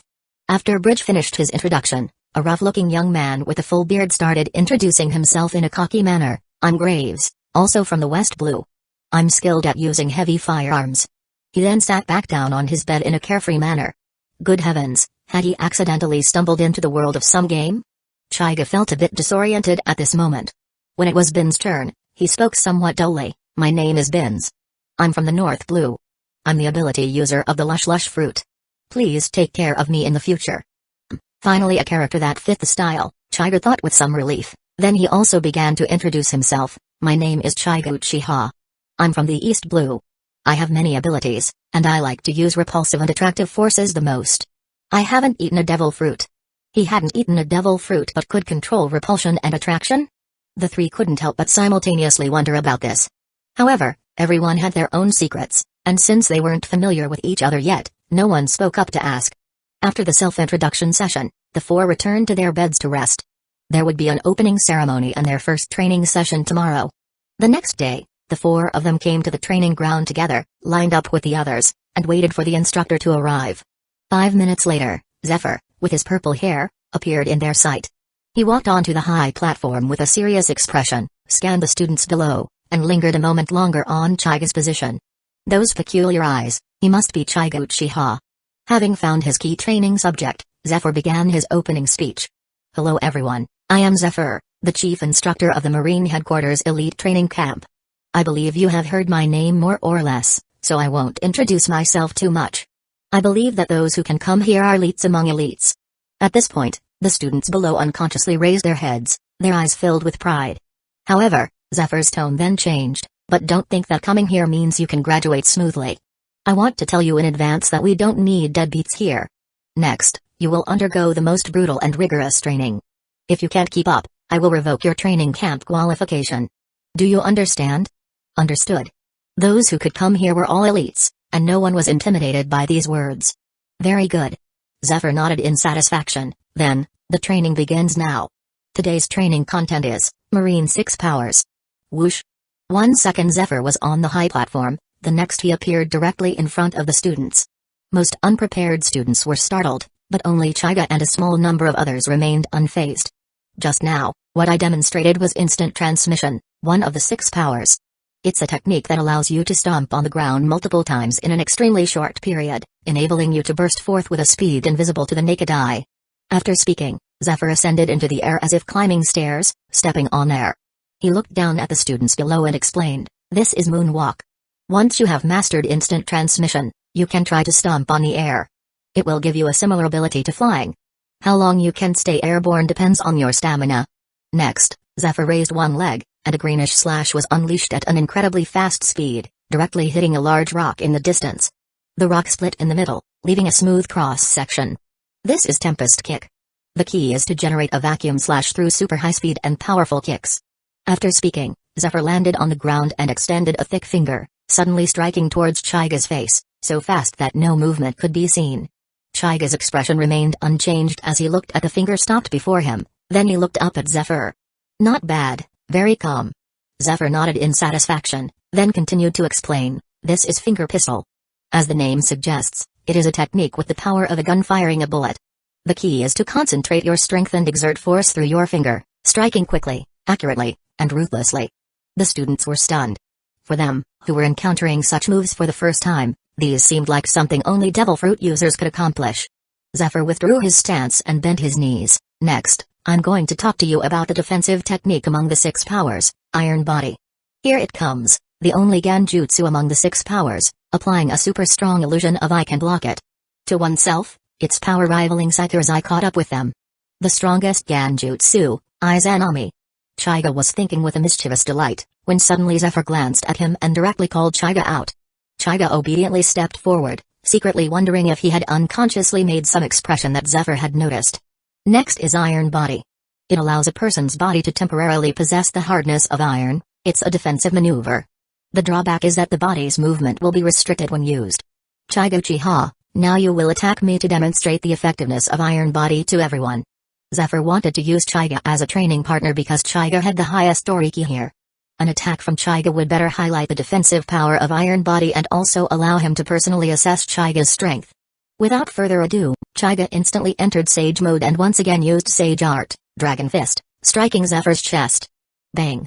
With a muffled thud, Zephyr's body trembled slightly. He then straightened his stance, adjusted his suit, and commented, "Good power. I'd say even the upperclassmen don't have your level of power." While speaking, Zephyr's heart was already turbulent. Damn it. This young man.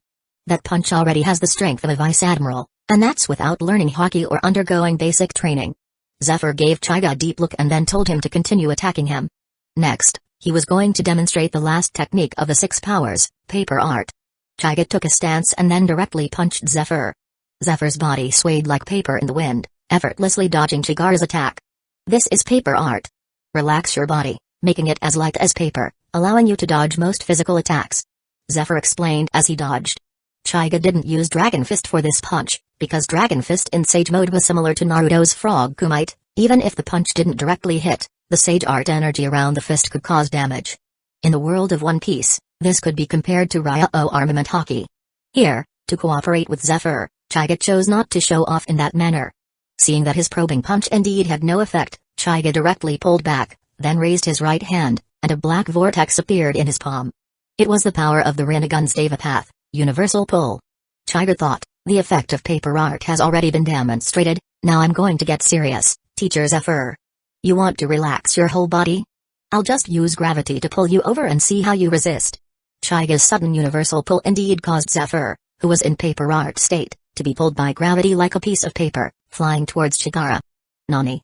It was Zephyr's first time seeing Chaiga use the Deva Path's ability, and he was in a state of complete relaxation, which was why Chaiga succeeded. Seeing that he was about to be caught by Chaiga, he no longer cared about demonstrating paper art and quickly switched to iron body state. However, Chaiga, seeing him suddenly freeze in midair, knew he had switched states. He immediately cancelled universal pull and countered with another almighty push. Zephyr, maintaining his iron body stance, was pushed out, crashing through the training camp's wall and disappearing into the dust. Chapter 18, Zephyr's Test. The surrounding cadets stared dumbfounded at everything happening on the field. Who am I? Where am I? Is that Chaiga Uchiha really a cadet like us? Is this what Chaiga meant by his ability to control gravity and repulsion? It's so cool! Shouted Bridge, one of Chaiga's roommates, a blonde, chubby guy, excitedly from the crowd. Graves's tough guy face couldn't hold up either.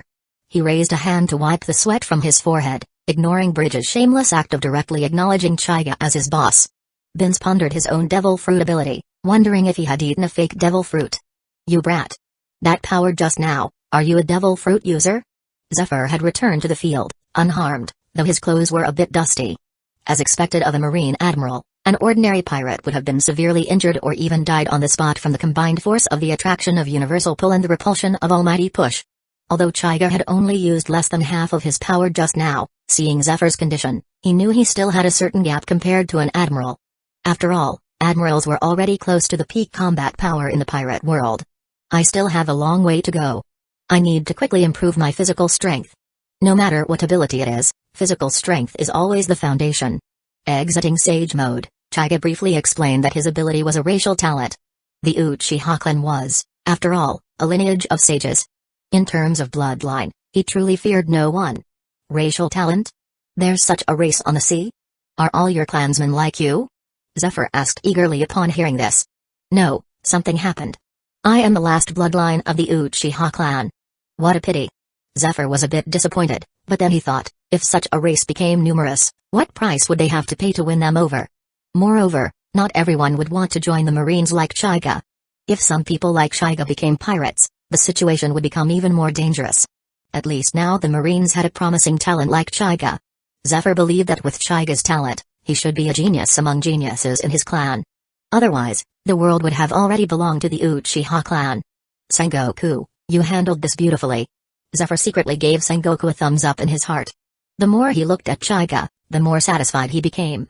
Pleased, Zephyr decided not to torment these new recruits today. Alright. I've demonstrated the 6 powers of the Marines once. Today, go back and review them thoroughly. Tomorrow, we will have physical training. The 6 powers are just flashy moves without good physical support. After speaking, he dismissed the team and went back to prepare to digest the surprise Chaiga had given him today. The cadets, who had originally expected brutal training on the first day, didn't expect the first day to pass by so casually. They looked at Chaiga in awe, then cheered and returned to their dorms in twos and threes. Chaiga also left the training ground surrounded by his 3 roommates. On the way back, Bridge was exceptionally excited. Boss Chaiga truly lives up to his reputation. He actually made Teacher Zephyr stumble. Chaiga corrected him. That's because Teacher Zephyr was completely unprepared, and even if he was hit, it wasn't a big deal. He truly lives up to his name as a former Marine Admiral. Graves on the other side said. It's already very impressive, but I'm still more impressed by someone's thick skin, comparable to a fortress wall. Bridge knew Graves was mocking him and retorted sarcastically. Indeed, grass is growing on the wall now. This was mocking Graves's full beard. Bridge always thought that Graves, in his early 20s, having a full beard and that arrogant expression, was truly like a pig with green onions in its nose, pretending to be an elephant. The two seemed to be natural rivals. Since they met, they had unconsciously bickered, so frequently that Chaiga and Binns had already gotten used to it. Speaking of Binns, this kid was like a quiet gourd, rarely speaking, preferring to communicate with his eyes. Binns silently gave Chaiga an admiring look. Chaiga indicated he received it, thinking to himself that his 3 roommates were truly something else. It seemed the days ahead wouldn't be too boring. Chapter 19, Endurance Test. The next day, everyone woke up early again, but this time when they arrived at the training ground, they found Zephyr was already waiting for them. Not bad, you didn't make me wait too long. Zephyr stood with his arms crossed, looking at the cadets below as if they were a flock of docile lambs. Then I won't say much today, let's start training directly. Now, line up and run 50 laps around the training ground first. Both men and women. Everyone groaned. The training ground at Marine Headquarters was practically a giant plaza, with each lap easily over 1,000 meters. However, since Zephyr had given the order, no one dared to complain. They all put their heads down and started running. Chaiga was the first to run out. He knew the importance of physical fitness. Most battles in Naruto were actually centered around taijutsu, and even later when everyone was piloting giant mechs, the ultimate result was still close quarters combat. 1 lap. 10 laps. 20 laps. Although people in the world of One Piece had outstanding physiques, they were still human. Gradually, some people started to fall behind, creating distance from the group. By the 30th lap, some people had already collapsed from exhaustion halfway through. A group of medical personnel immediately rushed over to the side of the track, placed the unconscious cadets on stretchers, and carried them away. Humphrey. Humphrey. Aine gritted her teeth and persevered. As the only female cadet still going on the training ground, she was already at a disadvantage in terms of physique compared to most cadets. Being able to last until the 30th lap was already quite remarkable, and even Zephyr noticed this persistent girl. That girl's name is Aine, isn't it?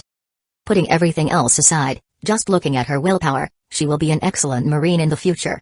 Zephyr praised her inwardly and told the medical personnel nearby to pay attention, and to immediately provide treatment when Aine could no longer hold on. No, there's less than half the distance left, I must keep going. Aine was a very determined girl. She didn't want to comfortably run a few less laps than others just because she was a girl. Finally, her stamina reached its limit. She stumbled, and just as she was about to fall, a hand steadied her. She turned her head with difficulty, wanting to thank the person, and then she realized she knew the person who had helped her, though that person might not know her. The person who helped her was Chaiga Uchiha. He was only 2 laps away from completing his 50-lap task. Seeing a girl whose steps were already faltering but still persevering, he couldn't help but feel admiration. No one would disrespect someone who worked hard. Seeing that she was about to give up, he quickly came up and supported her. Are you alright? Don't push yourself anymore. Everyone saw your effort. Since you've reached your limit, go rest. Harming your body would be a huge loss. Chaiga's words of concern made a warm current flow through Aine's heart. Thank you. I understand. You're Chaiga Uchiha, right? You're amazing. You've been running for so long, but you don't look tired at all. Haha, no, I'm exhausted too. But with the title of first place in the entrance exam, I have to keep going even if I can't. I've been wanting to faint and go to the infirmary to see pretty nurses for a while now. Chaiga deliberately covered his mouth, like a mischievous thief who had done something bad. Aine chuckled, a smile grazing her lips, and some of her fatigue subsided. She knew Chaiga was comforting her by being playful, but she didn't dislike it. In fact, she quite liked it. Thank you, Chaiga. Aine sincerely thanked Chaiga, then stopped pushing herself and went to rest. Chaiga waved his hand and continued to run his remaining 2 laps. Below, Aine, sitting on the ground resting, stared blankly at Chaiga running on the training ground. Suddenly, someone patted her shoulder. It was her roommate who had came to find her. Don't look, Aine. He's a hot commodity, you won't be able to handle him, you know. Her roommate teased Ain with a smile. Ain's face flushed. She slapped her roommate, then stood up and prepared to leave with her. As she left, she looked back at Chaiga on the track. Chaiga noticed her and waved to her while running. She quickly turned her head away and left with her roommate. On the way back, thinking about everything that had happened today, Ain's lips curved upward unconsciously, and she murmured, Chaiga-chi-ha, huh? He's really a very good person. Her roommate next to her saw her muttering to herself and didn't quite hear what she said, so she asked, Ain, are you feeling unwell? Did you overtrain just now? Ain waved her hand, indicating she was fine, then gave a playful smile and pulled her roommate's hand, speeding up. Her roommate was pulled along, looking bewildered, and said, Hey, what's gotten into you, little girl? You've really gone crazy from running. Chapter 20, Chaiga vs. Smoker. Days passed quickly.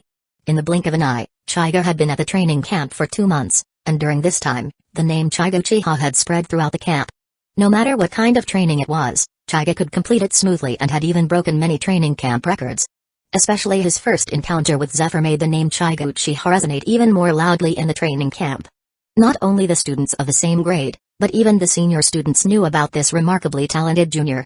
This day, in the training camp cafeteria, a table of senior students was discussing Chaiga-chi-ha. Did you hear? That Chaiga-chi-ha broke another record.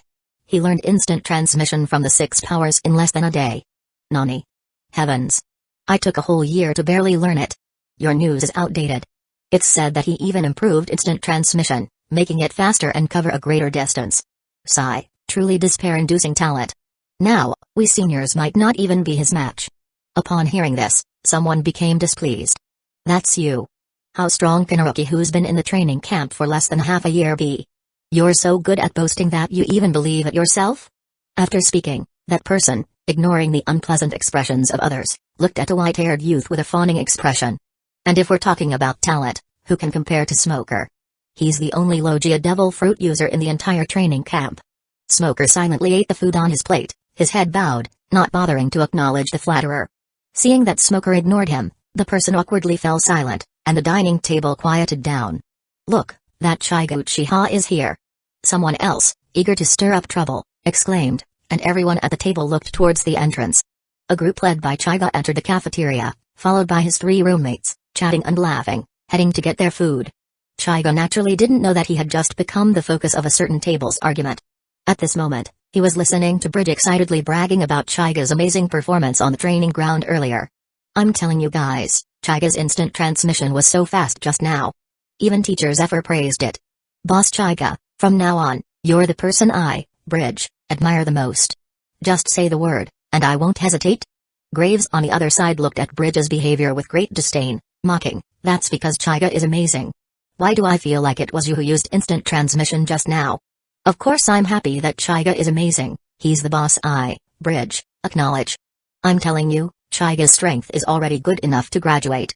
Staying here with an idiot like you is just a waste of time. What did you say?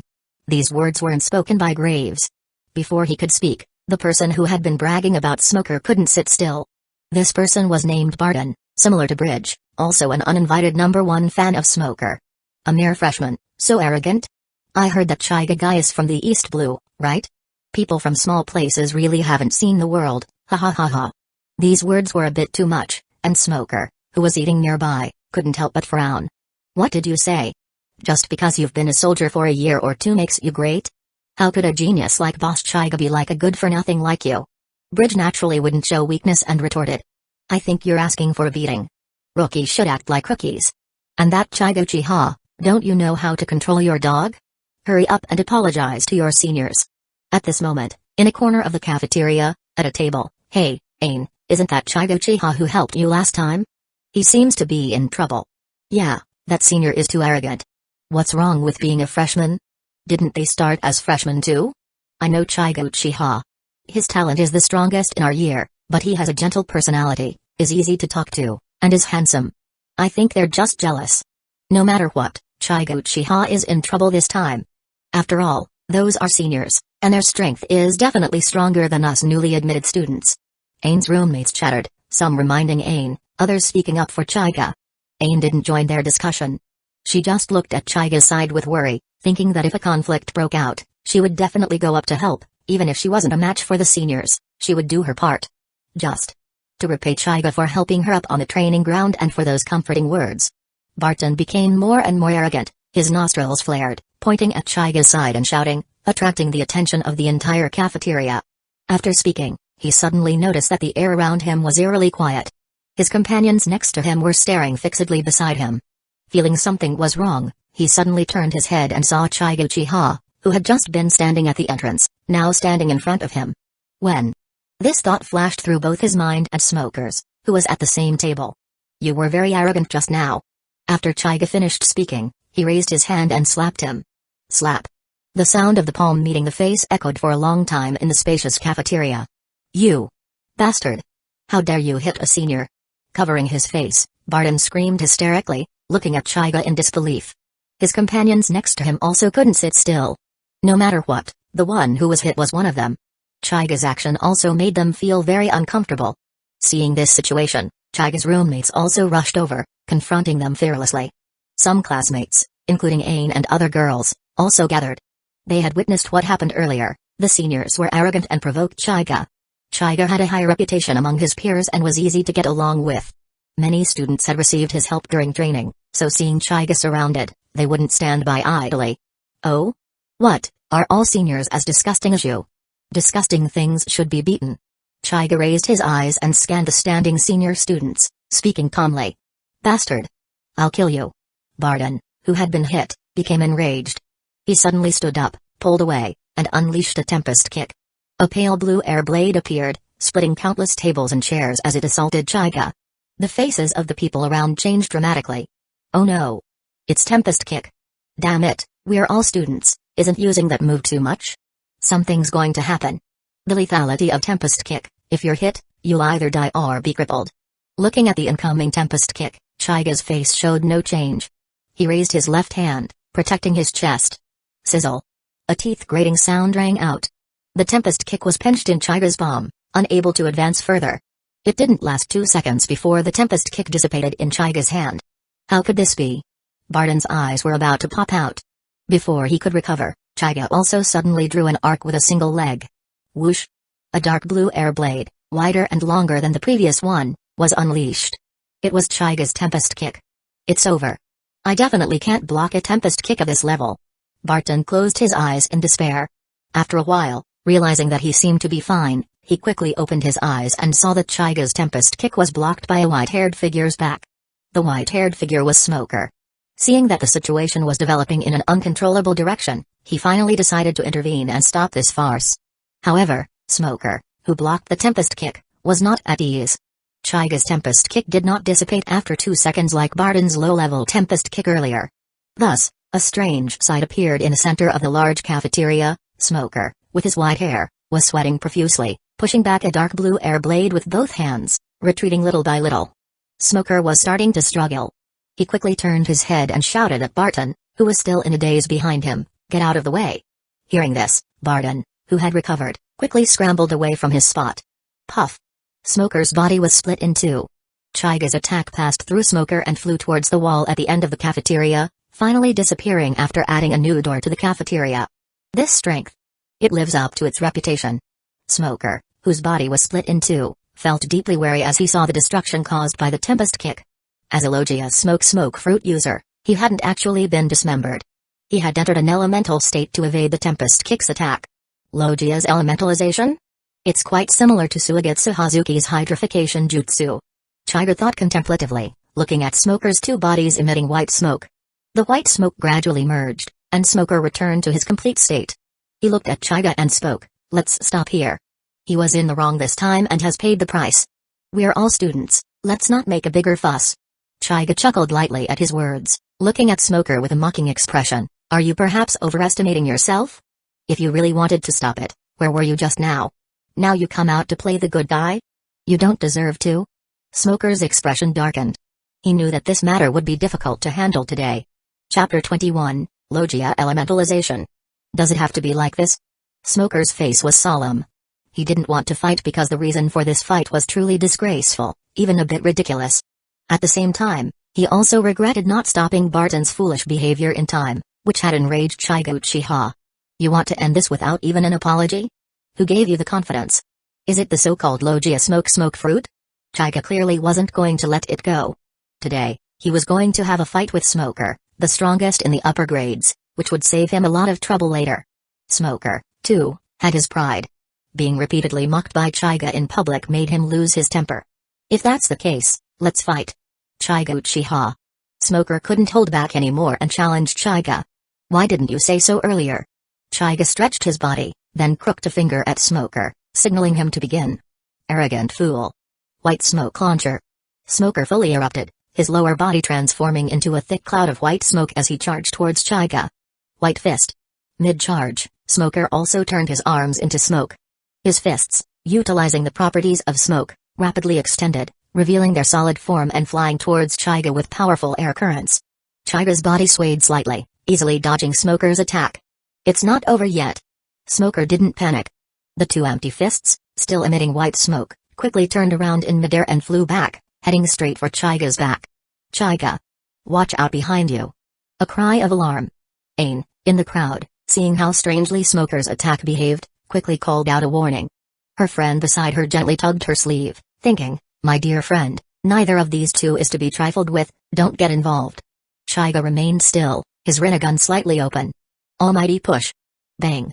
Smoker's fists were shattered into scattered smoke by a sudden shockwave before they even touched Chaiga's body. After a moment, the wisps of smoke slowly converged at Smoker's wrists, solidifying and reforming into fists. A Parimsha devil fruit user? Smoker found Chaiga Uchiha increasingly troublesome. That shockwave just now clearly countered his smoke fruit. Believe what you want. Chaiga couldn't be bothered to explain. A black vortex appeared in his palm as he activated universal pull on Smoker. Smoker's body jolted, and he was violently pulled towards Chaiga. Damn it, what is this again?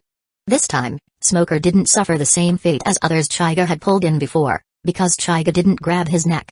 As Chaiga reached out to grab him, he elementalized again, his head separating from his body, performing a literal separate head action. Chaiga anticipated Smoker's elementalization and didn't panic. He formed a few hand signs with one hand. Wind style, great breakthrough. Chaiga exhaled a blast of wind from his mouth. The cafeteria's facilities were immediately blown askew, and some people around couldn't stand firm and were blown over. Smoker, as the direct target of the attack, had been blown into countless wisps of white smoke, scattered everywhere. After a long while, the white smoke converged into a humanoid shape. The first thing to appear was Smoker's pale face. He stared intently at Chaiga, demanding, this time it's wind? This is definitely not the same power as the shockwave from before. Did you eat more than one devil fruit? Smoker felt uncertain, slowly concentrating the white smoke to reform his body. The great breakthrough just now had a significant impact on him, a smoke man. You can think of that as ninjutsu. Chaiga didn't take the opportunity to follow up with an attack, simply watching Smoker complete his body's reformation. Ninjutsu? Are you a ninja from Wano country? Wano country? Hey, what kind of trash is that, daring to call itself a ninja? Chaiga scoffed disdainfully a few times, then his expression turned dangerous. I'm done playing. Next, I have a question for you. What? Do Logia users bleed? Hearing that, Smoker instinctively retreated wildly backward. However, Chaiga was faster. Without warning, Chaiga appeared behind Smoker and grabbed at him. It's useless. Without armament hockey, no matter how strong your attack power is, it's futile. Smoker saw that Chaiga had no special movements this time, relaxed slightly, and scoffed. Is that so? Chaiga's hand touched Smoker's shoulder, and then a transparent circular barrier appeared, enclosing both Chaiga and Smoker. Rinnegan, pre-to-path, blocking absorption seal. Smoker discovered with horror that his smoke fruit ability couldn't be used, like severed limbs lacking nerve connections. Let me go. This illogical situation made Smoker completely panic. He could only shout loudly to alleviate the fear in his heart. The blocking absorption seal, as another usage of the pre-to-path, differs from absorbing the opponent's stamina or chakra. It can absorb the opponent's techniques and has a certain sealing effect. Chaiga's pre-to-path, without the cooperation of the human path to kill the ability user, cannot directly absorb the ability from the user. However, it can temporarily seal the opponent's ability through close contact using the blocking absorption seal. With one hand, he subdued Smoker, pinning him to the ground. In the palm of his other hand, a black rod appeared. Chaiga aimed at Smoker's right shoulder and plunged it in. PFFT. Smoker's right shoulder was pierced by the black rod. Blood gushed out, and the pain stimulated him to frantically activate his smoke fruit ability. However, the result was despair. Even though Chaiga had dispersed that damned barrier, he still couldn't use his ability normally. To be precise, most of his body could elementalize, but his shoulder area was unresponsive, as if it weren't his own. When he tried to pull it out with his other hand, a wave of weakness surged through him the moment he touched the black rod, let alone pulling out the black rod embedded in his shoulder. The black rod, a product created by Rinnegan users through yin-yang style in their palms, has the effect of sealing or disrupting the flow of energy within the opponent's body. Rinnegan users can even use it to control corpses, just like Nagato created powerful Six Paths ability puppets. Behave yourself. If you keep struggling, the wound will only get bigger. Chaiga looked at the miserable-looking smoker on the ground and kindly reminded him. What's going on? Everyone, stop it. A reprimand. Zephyr had arrived at the scene. Seeing the dilapidated cafeteria, the standing Chaiga, and the lying smoker, Zephyr had a headache. Someone tell me, what happened? Ain shook off her roommate's hand, stepped forward, and said loudly, Teacher Zephyr. The upperclassman provoked first, and Barton was the one who made the first move. Chaiga only retaliated. Zephyr nodded, then looked at Smoker on the ground. Then what happened to Smoker? Teacher, I'm fine. I was just having a normal sparring match with Chaiga. I'm truly sorry for causing such extensive damage. Smoker endured the severe pain and explained word by word. Chaiga looked at Smoker in surprise, his opinion of him changing significantly. He retracted the black rod, helped Smoker up, and also explained to Zephyr, Yes, Teacher Zephyr, it's my fault. I didn't control my strength and hit too hard. Zephyr also breathed a slight sigh of relief. To be honest, both of them were his most prized disciples, and he was reluctant to punish either of them. You personally take Smoker to the infirmary. And you two will bear the cost of the damage caused this time yourselves. Yes. Chaiga and Smoker quickly responded. Barton. For instigating this, you're to run 100 laps around the track. If you don't finish today, get out of the training camp. Barton, who had been hiding in the crowd, his face falling, dared not say anything more. He dragged his terrified and exhausted body to run laps. After glaring at Chaiga and Smoker, Zephyr dispersed the crowd and left with a flick of his sleeve. Chapter 22, Unexpected Friendship. After the two left, the mess hall instantly erupted. That Chaiga Uchiha is a monster. Smoker looked like a child in front of him. What exactly is his ability? It's both wind and shock waves? Did you notice his eyes? They're so eerie. Just looking at them made me feel completely powerless. No matter what, Chaiga Uchiha is now the undisputed #1 in the training camp. Ain and a group of her roommates stood rooted to the spot, somewhat stunned. It wasn't that they hadn't expected Chaiga to win, but they never imagined he would win so easily. He's not in the same world as us at all. One roommate said, looking at the silent Ain and sighing softly. It was good for the person you like to be excellent, but being too excellent was another matter. Ain bit her lip, didn't call her roommates, and turned to leave the mess hall by herself. Meanwhile, Chaiga was supporting Smoker, who kept his head down the entire way, his expression unreadable. What I said and did just now was a bit much. Actually, your last few sentences made me think you're not a bad guy. Chaiga tried to break the awkward silence. No, you weren't wrong. This was mainly on me. Smoker finally raised his head and looked forward. I didn't stop Barton in time at the beginning, and later I had no right to stop you from teaching him a lesson. Besides, it was my own skill that was lacking. I have no complaints about being beaten like this. Chaiga found Smoker increasingly interesting. He extended a hand to him. Smoker looked at him strangely. Chaiga smiled and said, Let's be friends. Let's reintroduce ourselves. My name is Chaiga Uchiha. Please guide me in the future. Smoker was taken aback, then quickly grasped Chaiga's outstretched hand. Smoker. I wouldn't dare to guide you. Next time we face off, just go easy on me. After speaking, the two exchanged smiles, and all their previous grievances vanished like smoke. Sometimes, the way men forge friendships is just that peculiar and simple. After dropping Smoker off at the infirmary, Chaiga returned to his dorm. The three roommates rushed over to him, surrounding him. Even Graves, who usually looked down on people, and the Dulbins eagerly joined the crowd. Boss Chaiga. You were so cool today.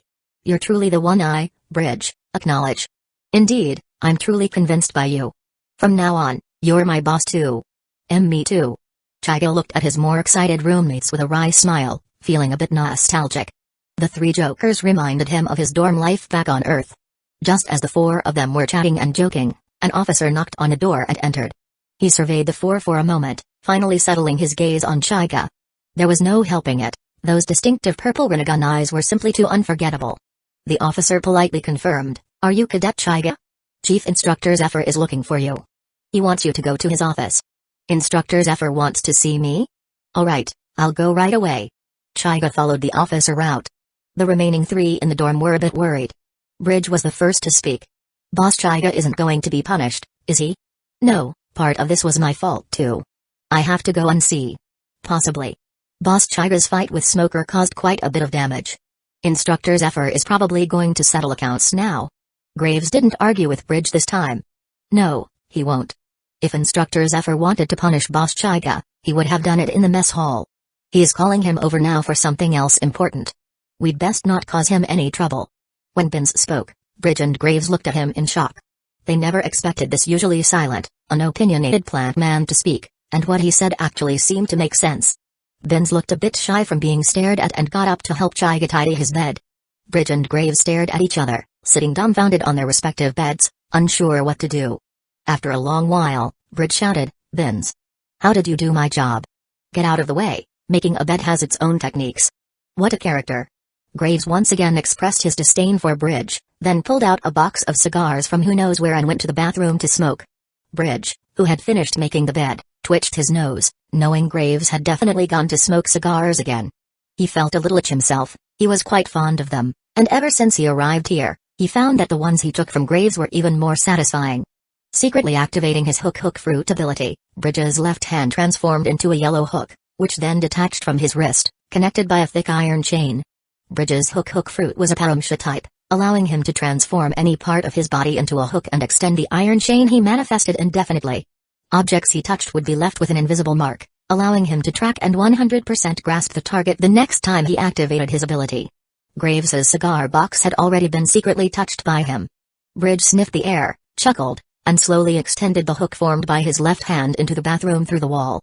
A moment later, Graves, feeling content, pulled up his pants with one hand and reached for the cigar box on the floor with the other.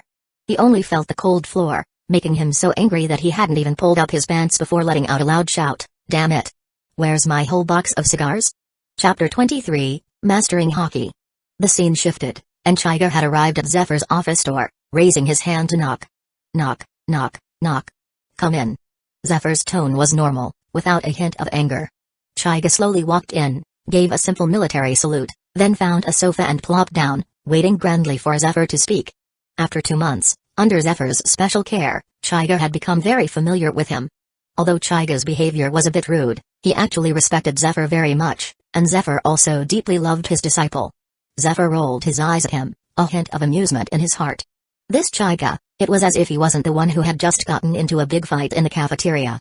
Putting down the work he was busy with, Zephyr rubbed his temples, looked up at Chaiga, and asked casually, "Did you gain anything from your fight with Smoker today?" If other students saw Zephyr's demeanor, their jaws would surely drop. Who would have thought that the usually strict and rigid teacher Zephyr could be so easygoing? And Chaiga Uchiha had been fighting in public. He was even unilaterally beating someone up. It was fine that you weren't punishing him severely, but were you asking him how it felt? One could only say, the favored are fearless.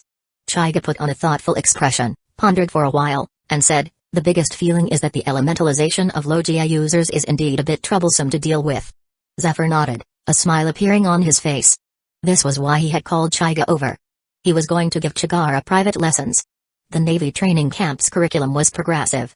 Although 2 months had passed, many students still couldn't skillfully master even one of the 6 powers. The teaching of hockey usually had to wait until the end of the 2nd academic year. Zephyr often took time to check Chaiga's learning of the 6 powers and knew that Chaiga had already mastered them very proficiently, even more so than some 6 powers users who had graduated years ago and become general-ranked officers. Having him follow the normal curriculum like ordinary students was clearly a waste of Chaiga's time, and even a waste of the entire Navy's time. So Zephyr felt that his actions of giving private lessons were perfectly justified and the most correct choice. Simply put, it was for justice. Very good. Do you know what the most effective way to deal with Logia users is? Zephyr set the stage slightly. I know. It's armament hockey, right? Smoker mentioned it himself during the fight. Chaiga directly gave the correct answer. Very good. The reason I called you here today is to teach you the method of cultivating hockey. Seeing that Chaiga already knew about armament hockey, Zephyr stopped beating around the bush and went straight to the point. Follow me to the wasteland behind. I'll demonstrate hockey for you. Zephyr said, then stood up and called Chaiga to leave. Upon reaching a large stretch of wasteland behind the training camp, Zephyr found a slightly open spot, then dramatically flicked off his justice coat. Whoosh! The justice coat fluttered in the wind and landed on a protruding boulder. So flamboyant. Chaiga covertly pouted, but inwardly, he felt envious. Whether it was the fourth Hokage wearing the Hokage robe in Naruto or the Marine admirals flicking their justice coats in one piece, both could only be described with one word: cool, flamboyant. When I graduate, I'll definitely get one to play around with. Alright, Chaiga was actually jealous, but he wouldn't admit it. Zephyr, on the other side, didn't know he was being scorned by Chaiga. At this moment, he tugged at his collar and extended a fist towards Chikara. Watch closely. Haki is divided into 3 types. What I'm about to use is armament haki. With that, Zephyr's fist was covered in a layer of black, and he slammed it hard onto the ground. With a loud bang, centered around Zephyr, as far as the eye could see, the ground cracked inch by inch, the fissures extending all the way to the distant coast. Chaiga looked at the destruction Zephyr caused and couldn't help but gasp. The power felt more than twice as strong as Tsunada's monster's strength. This is armament haki. It's an innate power that everyone possesses. It can be used for offense and defense, and most importantly, it can be used to attack the physical body of Logia users. Putting away his fist, Zephyr explained the essence and function of armament haki to Chaiga. Next, Zephyr told Chaiga to attack him, as he wanted to demonstrate observation haki. Chaiga immediately flashed forward, continuously using Marine 6 styles to attack. Zephyr moved nimbly, and all of Chaiga's attacks missed. Zephyr could even predict his movements and make simple counterattacks. This is observation haki. It can perceive the enemy's position and predict their movements. When cultivated to the extreme, it can even predict the future. Zephyr signaled Chaiga to stop, then spoke about the last type of haki, Conqueror's haki. The last type is Conqueror's haki. I cannot teach you this. This haki is different from the other 2, it is a special haki that only those with the specific qualities of a king can possess. Speaking of Conqueror's haki, Zephyr felt a bit regretful. Even now, he hadn't awakened Conqueror's haki, and it seemed he wouldn't awaken it in this lifetime. Chaiga, however, felt that Zephyr not having Conqueror's haki might be related to his non-lethal justice. Non-lethal was too benevolent, far removed from domination. As for whether he would awaken Conqueror's haki in the future, Chaiga wasn't too concerned. First, he didn't believe he could be knocked out by Conqueror's haki. If he really was, he'd just have to figure out how to pack up and go back to the East Blue to plant orange trees. Even if Conqueror's haki could later be imbued to strengthen attacks, and even became the meta, his Rinnegan was a bug outside of the meta. His Rinnegan was not yet fully developed, but it already had many powerful offensive capabilities, and he didn't lack this so-called Conqueror's haki coating. Once his Rinnegan fully evolved, and finally entered 6 paths mode, a truth-seeking ball would cure all sorts of flashy nonsense. After demonstrating the 2 types of haki, Zephyr also taught Chaiga the specific cultivation methods, admonishing him not to rush and harm his body, then picked up his coat and left elegantly. Teacher Zephyr, the back of your coat is so dirty. Chaiga shouted at Zephyr, who had already walked some distance. Zephyr stumbled, glared back at Chaiga, patted his clothes, and instantly disappeared. Ha ha ha. You're so old, yet you still show off. Are you bullying me because I don't have a coat to flick around? Chaiga felt refreshed and couldn't help but laugh up at the sky. After laughing, Chaiga recalled Zephyr's teachings and favoritism over the past few months, feeling touched. He looked in the direction Zephyr had left, his eyes slightly narrowed. Don't worry, Teacher Zephyr, I won't let certain things happen in this world again. Chapter 24, Haki Heart. Recalling the essentials of haki training taught by Zephyr, Chaiga tried to guide this so-called latent power within his body. As someone who had trained in Richie Cave for 2.5 years, Chaiga was already intimately familiar with sensing his own power and the power of nature. Slowly, Chaiga's hands up to his wrists became covered in a layer of black. Looking at his jet black hands, Chaiga clearly felt a surge of power. In his current state, even without entering Sage Mode, he could unleash Sage Mode level power. But Chaiga wasn't satisfied. There were still some things he hadn't tried: chakra and natural energy. What would happen if I entered Sage Mode and reinforced my armament haki with Senjutsu Chakra, a combination of natural energy and chakra? Thinking this, he activated Richie Cave Sage Mode, purple eyeshadow appearing around his eyes. Chaiga tried to inject the Senjutsu Chakra from his body into his hands, which were covered in armament haki. But as the Senjutsu Chakra flowed in, Chaiga felt excruciating pain in his hands, as if they were about to crack open. Large beads of sweat dripped from Chaiga's face. He was about to give up and stopped injecting the Senjutsu Chakra. Chaiga felt he was being too hasty. After all, everything had to be done step by step, and simultaneously reinforcing both hands was too much for someone like him, who was just starting to learn armament hockey. After a moment, waiting for the pain to subside slightly, Chaiga continued injecting Senjutsu Chakra.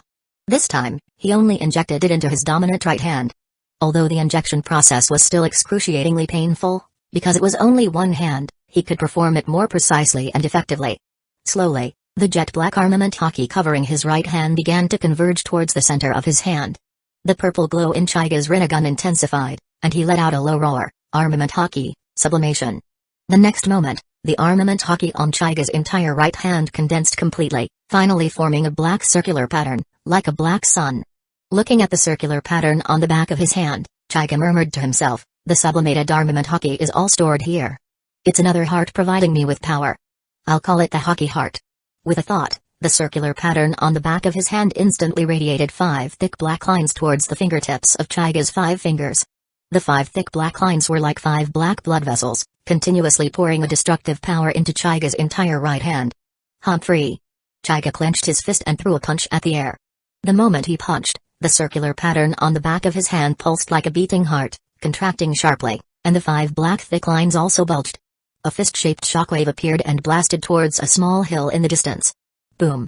With a loud bang, the small hill, dozens of meters high, was instantly leveled, and shattered rocks flew everywhere.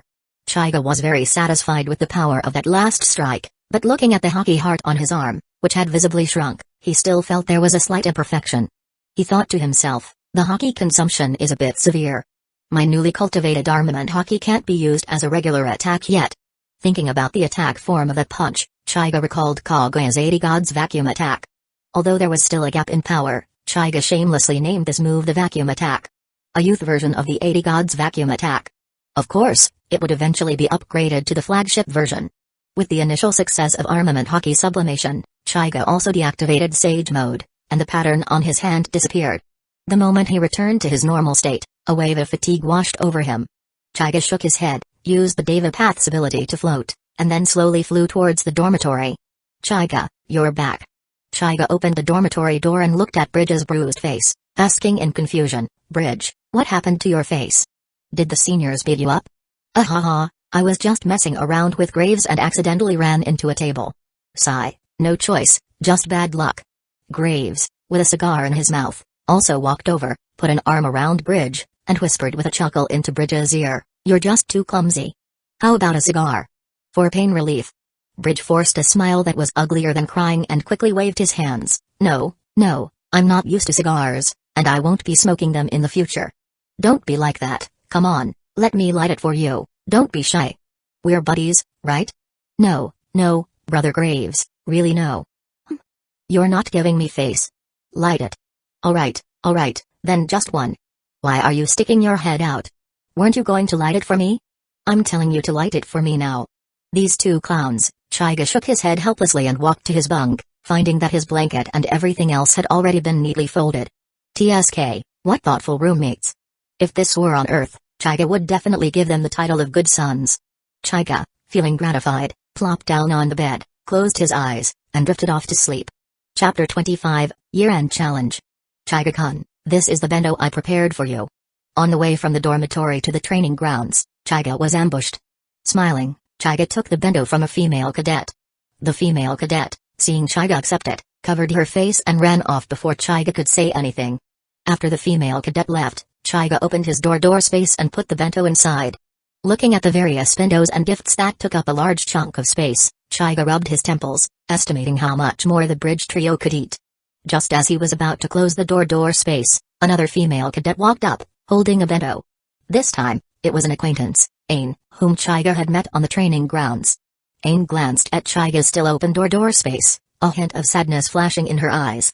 Placing the bento behind her back, she playfully teased Chaiga, you're really popular, Chaiga-kun. It seems I'm late? Seeing it was Ain, the smile on Chaiga's face also dropped. He put on a wronged expression and looked at Ain, I don't want to be, either. Ever since I fought Smoker, I seem to have become famous. After speaking, he extended his hand to Ain again. Ain looked at him strangely, not knowing what he wanted to do now. Your bento looks good. I haven't eaten yet, why don't you give it to me? Ain's previous expressions and actions, of course, did not escape Chaiga's eyes. He admired this strong-willed girl and naturally didn't want her to be sad. Ain was clearly a bit flustered. But, don't you have so many bendos already? I don't know those people, so I don't dare to eat randomly. Yours is safer to eat. Seeing Ain still standing there in a daze, Chaiga took the bendo from her hand and then ran off in a flash, a distant voice echoing, "Give it to me." Watching Chaiga's figure disappear from sight, Ain smiled brightly, like a blooming white orchid. At the end of today's training, Zephyr did not immediately announce dismissal but kept all the cadets to announce a piece of news. Your first year of training is about to end. Next month, we will have our year-end assessment. This year-end assessment will be a practical combat assessment. The top 3 cadets will receive rewards such as devil fruits and great-grade swords. As soon as these words were spoken, the cadets below immediately erupted into an uproar. Everyone was mentally prepared for the year-end assessment, so that was nothing surprising. The main point was the rewards. The top 3 could actually get things like devil fruits or great-grade swords. What were devil fruits? It could be said that eating a devil fruit was the fastest way for a person to increase their strength in this world. What's more, if one ate a powerful devil fruit, it could even allow an ordinary soldier to reach the top in one step. And great-grade swords, for cadets specializing in swordsmanship, were even more tempting rewards than devil fruits. Which swordsman didn't dream of owning a good sword as their weapon? Everyone looked eager, secretly vowing to get second or third place. As for first place? Wasn't that prepared for Chaiga Uchiha? Everyone naturally assumed that first place already belonged to Chaiga, including Zephyr. Zephyr had long anticipated the crowd's reaction. There had been rewards in previous years, but none as outrageous as this. One should know that even for the Marines, treasures of the devil fruit and Mdo-grade sword caliber were not common goods. Thinking it over, he could only come up with one possibility, that Sengoku was trying to reward Chaiga Uchiha in a roundabout way. Over the past few months, Chaiga's repeated astonishing performances had made Sengoku unable to sit still. Coupled with Giant's relationship with Tsuru, Sengoku had completely decided to cultivate Chaiga as the next admiral. But this was also good. For talent, one should value them and provide as much help as possible during their growth. Waiting until they have grown up to do these things would only be adding icing to the cake. Zephyr was undoubtedly a traditional and upright Marine, but this did not mean Zephyr was inflexible. After experiencing the murder of his wife and child, Zephyr's views slowly began to change. One should know that when Chaiga joined the Marines, he crushed all the pirates of the Brand Pirate Group into a black ball, which completely went against his non-killing philosophy. In the past, he would certainly have had some prejudice against Chaiga, but now, he had no emotional fluctuations at all and even silently supported Chaiga's actions in his heart. He taught Chaiga everything he knew. Zephyr believed that Chaiga would definitely become a Marine Admiral or even higher in the future. He had already retired to the second line, watching Chaiga continuously grow, and he felt a long-lost sense of accomplishment. Now, Zephyr regarded Chaiga as a form of hope. Chaiga was also very excited at this moment. He didn't need a great-grade sword for now, but a devil fruit would greatly enhance him. Since absorbing the door fruit model, Dimensional Gate Devil Fruit, Chaiga had not encountered any new abilities that could be absorbed. The devil fruit as a reward this time would likely not be bad and would be enough to activate the second Tomoe of his Rinnegan. With each Tomoe activated, the power of the Rinnegan would increase. Chaiga had a premonition that when he reached 3 Tomoe, his Rinnegan would be able to activate exclusive techniques like Madara's Limbo or Sasuke's Eminent Jikara. At that time, being ambushed by Orochimaru caused his Rinnegan to overdraw its pupil power just as it awakened, failing to give birth to an exclusive technique, which had always been Chaiga's regret.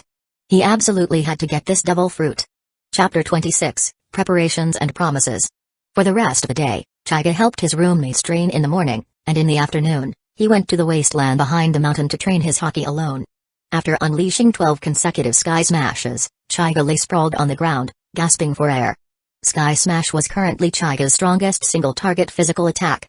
With less than a week left until the assessment, he could already perform 12 strikes. That's enough. No cadet in this batch could possibly withstand one punch of this move, and since Sky Smash is powered by hockey, even a Logia user wouldn't be able to take it.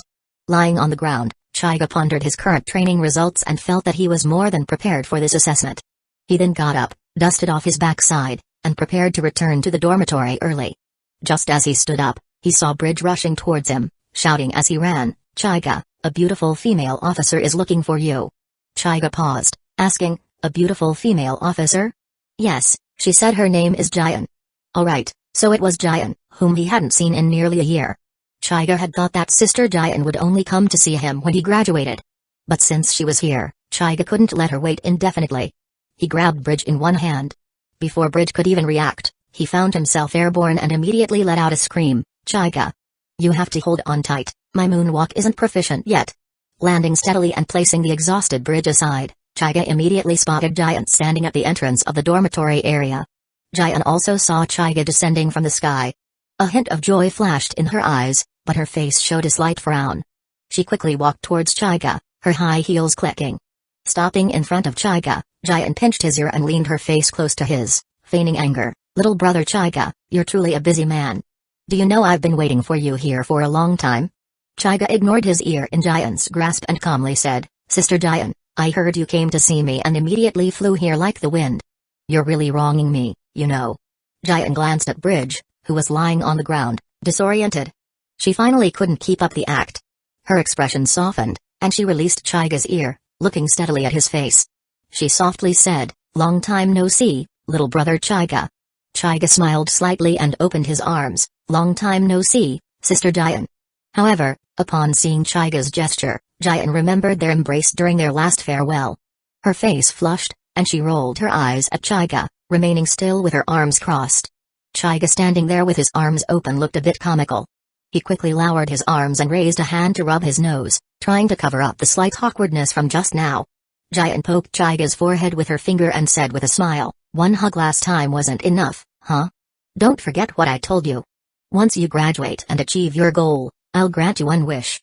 Chaiga said he certainly hadn't forgotten and was striving for it constantly. Seeing Chaiga's determined expression, Giant chuckled softly and pinched Chaiga's cheek again, then brought up the main topic. Sister Tsuru told me you're having your year-end assessment soon. The rewards for the top 3 are pretty good. How about it, do you have confidence? Chaiga shrugged indifferently, I'm determined to win.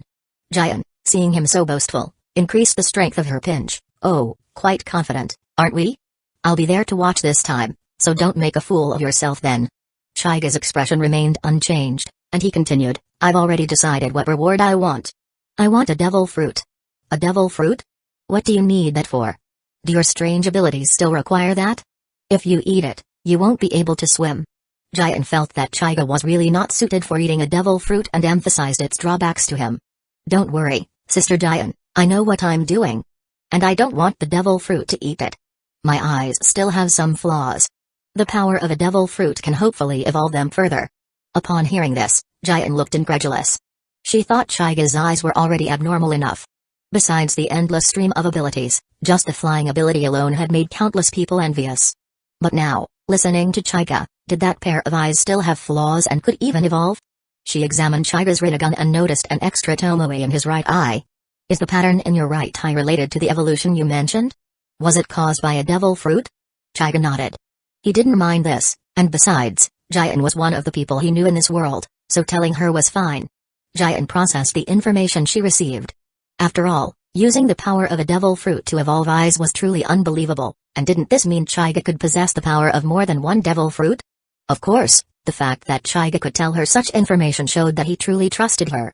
Giant felt immense joy about this. No longer thinking about unnecessary things, Giant looked at Chaiga and said, So you really need a devil fruit, right? Yes, and the devil fruit's ability can't be too trashy. Chaiga never believed in the saying that there are no trashy fruits, only trashy users. A trashy fruit is just trashy. Can a normal zone compare to a mythical zone? For example, the string fruit looked strong in Doflamingo's hands, but that was because the person was strong. A normal person eating the string fruit would probably only be able to operate a sewing machine. If Doflamingo had eaten a slightly stronger fruit, even the weapon fruit or the snow fruit from his subordinates, he wouldn't have been taken out so quickly and ended up as the newspaper king in prison. Giant nodded slightly. She hadn't eaten a devil fruit partly because she primarily practiced swordsmanship, and partly because she didn't find a suitable fruit for herself. However, since Chaiga needed one, she naturally had to help him. Okay, I understand. Sister Tsuru has a few, all recorded in the devil fruit encyclopedia. You can pick a few when you graduate. Chaiga was truly stunned. Pick a few? Listen to what she's saying, is that something a human would say? So Giant was a small rich woman? What did that make him? A kept man? He never thought he'd have a day where he was a kept man. But, the feeling isn't bad. Chapter 27, Brotherhood. Giant went back. She hadn't greeted Hina since she returned this time, rushing to find Chaiga as soon as she got off the ship. Of course, she wouldn't tell Chaiga about such things. Chaiga returned to his dorm, and as he opened the door, he saw 3 pairs of eyes staring straight at him. "You're back, Chaiga. Who was that beautiful female officer just now? Can you tell us about her?" Yeah, it was an eye-opener. Those female soldiers can't compare at all." Chaiga casually explained Giant's identity, and the 3 rascals started making a fuss again. "What? A Marine Vice Admiral? My goodness, she looks so young." "Hiss, Boss Chaiga actually knows such a beautiful female officer." "As expected of you. Boss Chaiga, what's your relationship with her? Should we call her sister-in-law next time we see her?" "Boss Chaiga, have a cigar. A friend of mine wants to know if our sister-in-law has any older or younger sisters." Chaiga looked speechlessly at the fawning Graves, then suddenly thought of something interesting. He nodded seriously and said, "She really does have an older sister. Not only is she a high-ranking officer, but she's also single." "Nani?" Graves's mouth was practically watering. He turned around and pulled out a large box of cigars from under his bed, making Bridges' eyes go wide. Handing the large box of cigars to Chaiga, Graves rubbed his hands together, leaned close to Chaiga, and asked, Chaiga, I want, no, my friend has also been single for many years. He's eager to find a soulmate. Do you think you could introduce him?" "Don't worry. If this works out, I'll definitely give you a whole box of treasured cigars, Boss Chaiga." Chaiga patted his shoulder and said solemnly, "Don't worry. I'll handle it." "Chaiga." Graves was so touched by Chaiga that he almost recognized him as his father on the spot. Bridge also came over when he saw the scene. "Graves, actually, I have a sister too, you see. Get lost. Go look in the mirror first." Graves looked at Bridge's short stature and a pair of hands as big as wash basins, his face full of disdain. "Bah! What kind of aesthetic is that?" Bridge was dejected. He jumped onto his bed with his hands in his pockets and didn't make a sound. There was nothing he could do, he couldn't win. Vince didn't have any particular thoughts. At this moment, he was twisting his body in front of a pot of cactus, a somewhat high-watering sight. The cactus in the pot continuously expanded as he twisted, and its thorns became sharper. This was Vince's bloom fruit ability, allowing him to control nearby plants and accelerate their growth. However, this ability seemed to require twisting his body to activate. The faster he twisted, the stronger the ability became. Chaiga didn't know if every bloom fruit user had to activate it this way, but Chaiga maliciously thought, if a socially anxious person ate the bloom fruit, they probably wouldn't activate their ability even if they were beaten to death in front of a crowd. Vince was already sweating profusely from twisting. He stopped twisting and sat down to rest. Chaiga walked up to him and asked, "Vince, do you have confidence this time? I've seen you working the hardest these past few days. What reward do you want if you win a spot?" Vince thought for a while blankly and then said, "To be honest, I don't have much confidence, especially with Chaiga around. There are only 2 actual spots. But if I'm lucky enough to get one, I want a good bladed weapon." "A good bladed weapon?" Chaiga remembered that in the movie, Vince had a sword with a green hilt on his back. Could it be that he obtained it during an assessment? Perhaps Vince could indeed achieve a good result this time. Chaiga patted Vince's shoulder and said, "You need to have confidence in yourself. I think you will definitely get a good ranking this time." Vince stood up, somewhat overwhelmed. He hadn't expected Chaiga to have so much confidence in him. Moved, he repeatedly thanked Chaiga. Chaiga told him to relax a bit. Among these 3 roommates, Vince was the most honest. Fortunately, the others were all good and didn't bully him because of it. Even Graves, who looked most like a bully, only occasionally messed with Bridge, and of course, Bridge always brought it upon himself. After reassuring Vince, Chaiga turned to the other 2 and said, "You 2 need to work hard these days too. Maybe we'll even be on the same ship after graduation." Bridge and Graves pointed at themselves with confused expressions. Ever since they entered the training camp, one had been focused on smoking cigars, and the other on secretly smoking cigars. They weren't as dedicated to improving their strength as Chaiga and Vince. Chaiga suspected that besides himself, the strongest person in the dorm was probably the usually quiet Vince. The sea isn't that safe anymore. The number of pirates is increasing, and the Marines' casualties have been rising these past few years. If we can be assigned to the same ship after graduation, we can look out for each other. I don't want to see any of our names appear on some casualty list in the future." These words were a bit heavy. Bridge and Graves fell silent, and even Vince seriously considered what Chaiga had just said. After a long time, Bridge, who was usually the most unreliable, was the first to speak. "I understand, Chaiga. Thank you. From now on, I will definitely train hard and smoke fewer cigars." Graves glared at Bridge, thinking, where do you get cigars from? Aren't they all mine? After threatening Bridge with his eyes, Graves also stated, "Boss Chiga, don't worry. Although I know it's hard to keep up with you in terms of strength, I'm quite good at handling firearms. It would be great if I could be a gunner on your ship in the future." Graves had always assumed in his heart that Chiga's future rank would be above Vice Admiral, and having his own warship was a given. Benz didn't speak, just nodded firmly. Chiga was also very pleased with everyone's reactions. If they couldn't even listen to this, then it would be no one else's fault if they were eliminated by the sea in the future. Chiga also believed that he would definitely have his own warship in the future. The first group of people to join this warship would definitely have to be his own, and their strength couldn't be poor. At the very least, they had to have their own strengths. His current roommates were good candidates, both in terms of emotional connection and potential strength. Extending a hand, Chiga looked at everyone and said, "Very good. From now on, let's work hard together. Don't fall behind." Bridge and the other two also put their hands on his, shouting in unison, "Let's work hard together. Don't let Chiga leave us behind." Chiga looked at the other three in surprise. The others chuckled and said, "After all, Chiga is just too amazing. If we can just avoid being left behind by you, that's enough to walk sideways in the training camp." Chiga was amused by their words and laughed. The other three also started laughing, and the laughter from the dorm grew louder, echoing out of the room. By this time, it was late, and some dorms were already preparing to rest. Someone roared, "Damn it, are you guys in heat in the middle of the night? Are you going to let people sleep or not?" Chapter 28, Year-End Assessment begins. The year-end assessment was approaching. The assessment venue was arranged at Manaford's Central Plaza, the future battlefield of the Summit War. On the morning of the assessment day, the grounds were already bustling with people, and on the high platform sat the high-ranking officers of the headquarters. Sengoku, Garp, Tsuru, Jian, and other headquarters vice admirals were among them. Okainu, Aokiji, and Kizaru also arrived at the assessment site today. Okainu sat in his seat, coldly observing the noisy crowd below, appearing somewhat out of place with his surroundings. Logically, in the past, with his status and personality, he would never have attended a year-end assessment for new recruits. Ever since he became an admiral, he had subtly emerged as the leader of the Navy's hawkish faction, his mind consumed by the execution of his own justice. His attendance rate was arguably the highest among the admirals, making him a model worker for the Navy.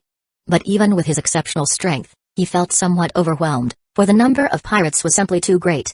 He knew that he alone could not eradicate all pirates. This batch of new recruits might be the last group personally mentored by Teacher Zephyr. Despite not truly agreeing with Zephyr's justice of not killing, Okainu absolutely acknowledged Zephyr's teaching prowess. Therefore, he also wanted to scout for a few outstanding prospects to join his ranks this time. Especially a new recruit named Chigo Chiha, whose name he had heard more than once, both from his subordinates and from the higher-ups. Glancing at Kizaru and Aokiji on either side, he slowly spoke, "I didn't expect you two to be here. It's just a new recruit assessment, are you very interested?" Kizaru, also with his legs crossed, was leisurely trimming his nails with a nail clipper, saying lazily, "Sitting in the office for too long, it's good to come out and liven things up." The only one not crossing his legs was Aokiji. He rested his chin in his hand and said indifferently, "Since both of you are here, there's no problem with me coming too, right?" Okainu snorted, saying nothing more, but the temperature around him began to rise steadily.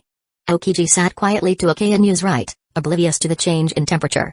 From a distance, the space occupied by the two presented two distinct colors, one red and one blue. Sengoku, sitting in the middle, naturally noticed the discord between the two.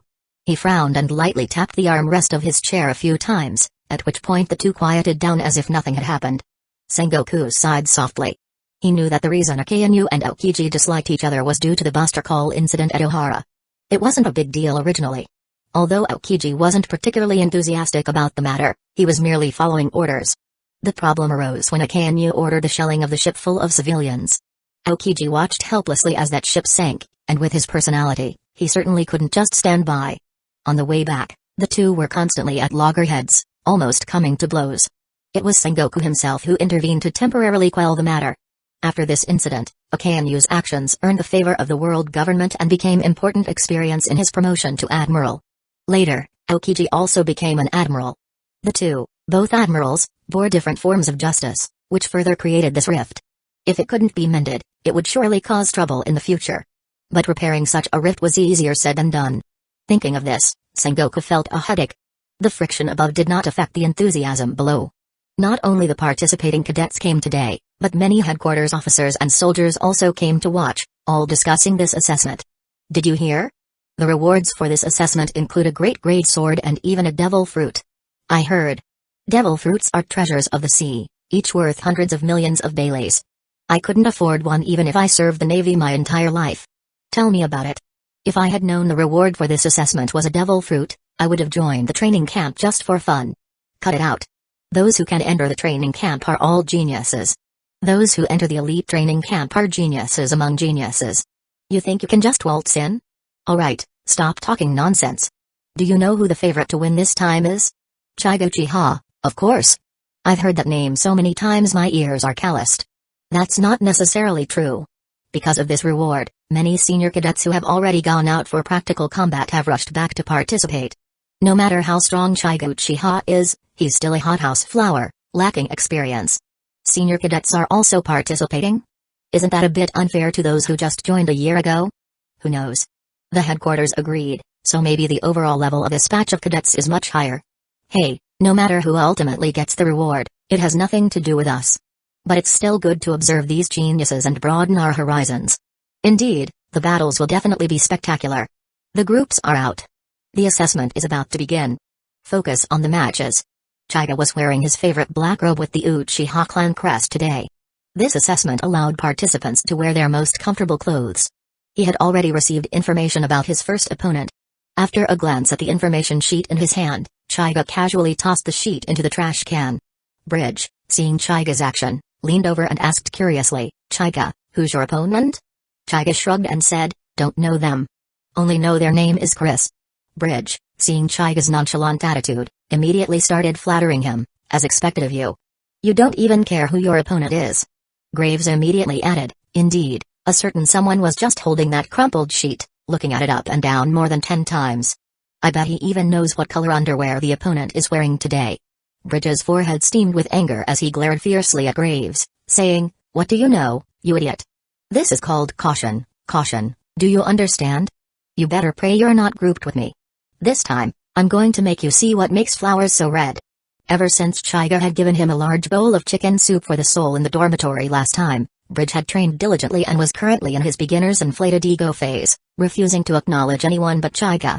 Graves raised an eyebrow, a mocking smile twisting his rugged face as he said disdainfully, "Alright, I'll be waiting. I'll tell you this up front, if you lose, you have to light my cigars for a year, and when you light them, you have to say, 'Boss, your humble servant is lighting it for you.'" Bridge was equally unwilling to show weakness, stating that if Graves lost, he would have to do the same, and Graves would have to supply the cigars. Chapter 29, Almighty Push. A cannon blast interrupted Bridge and Graves's lovers' quarrel, signaling the official start of the year-end assessment. The host appeared in the center of the arena, and Chiga was surprised to see that the host was none other than Cake, whom he hadn't seen in a long time.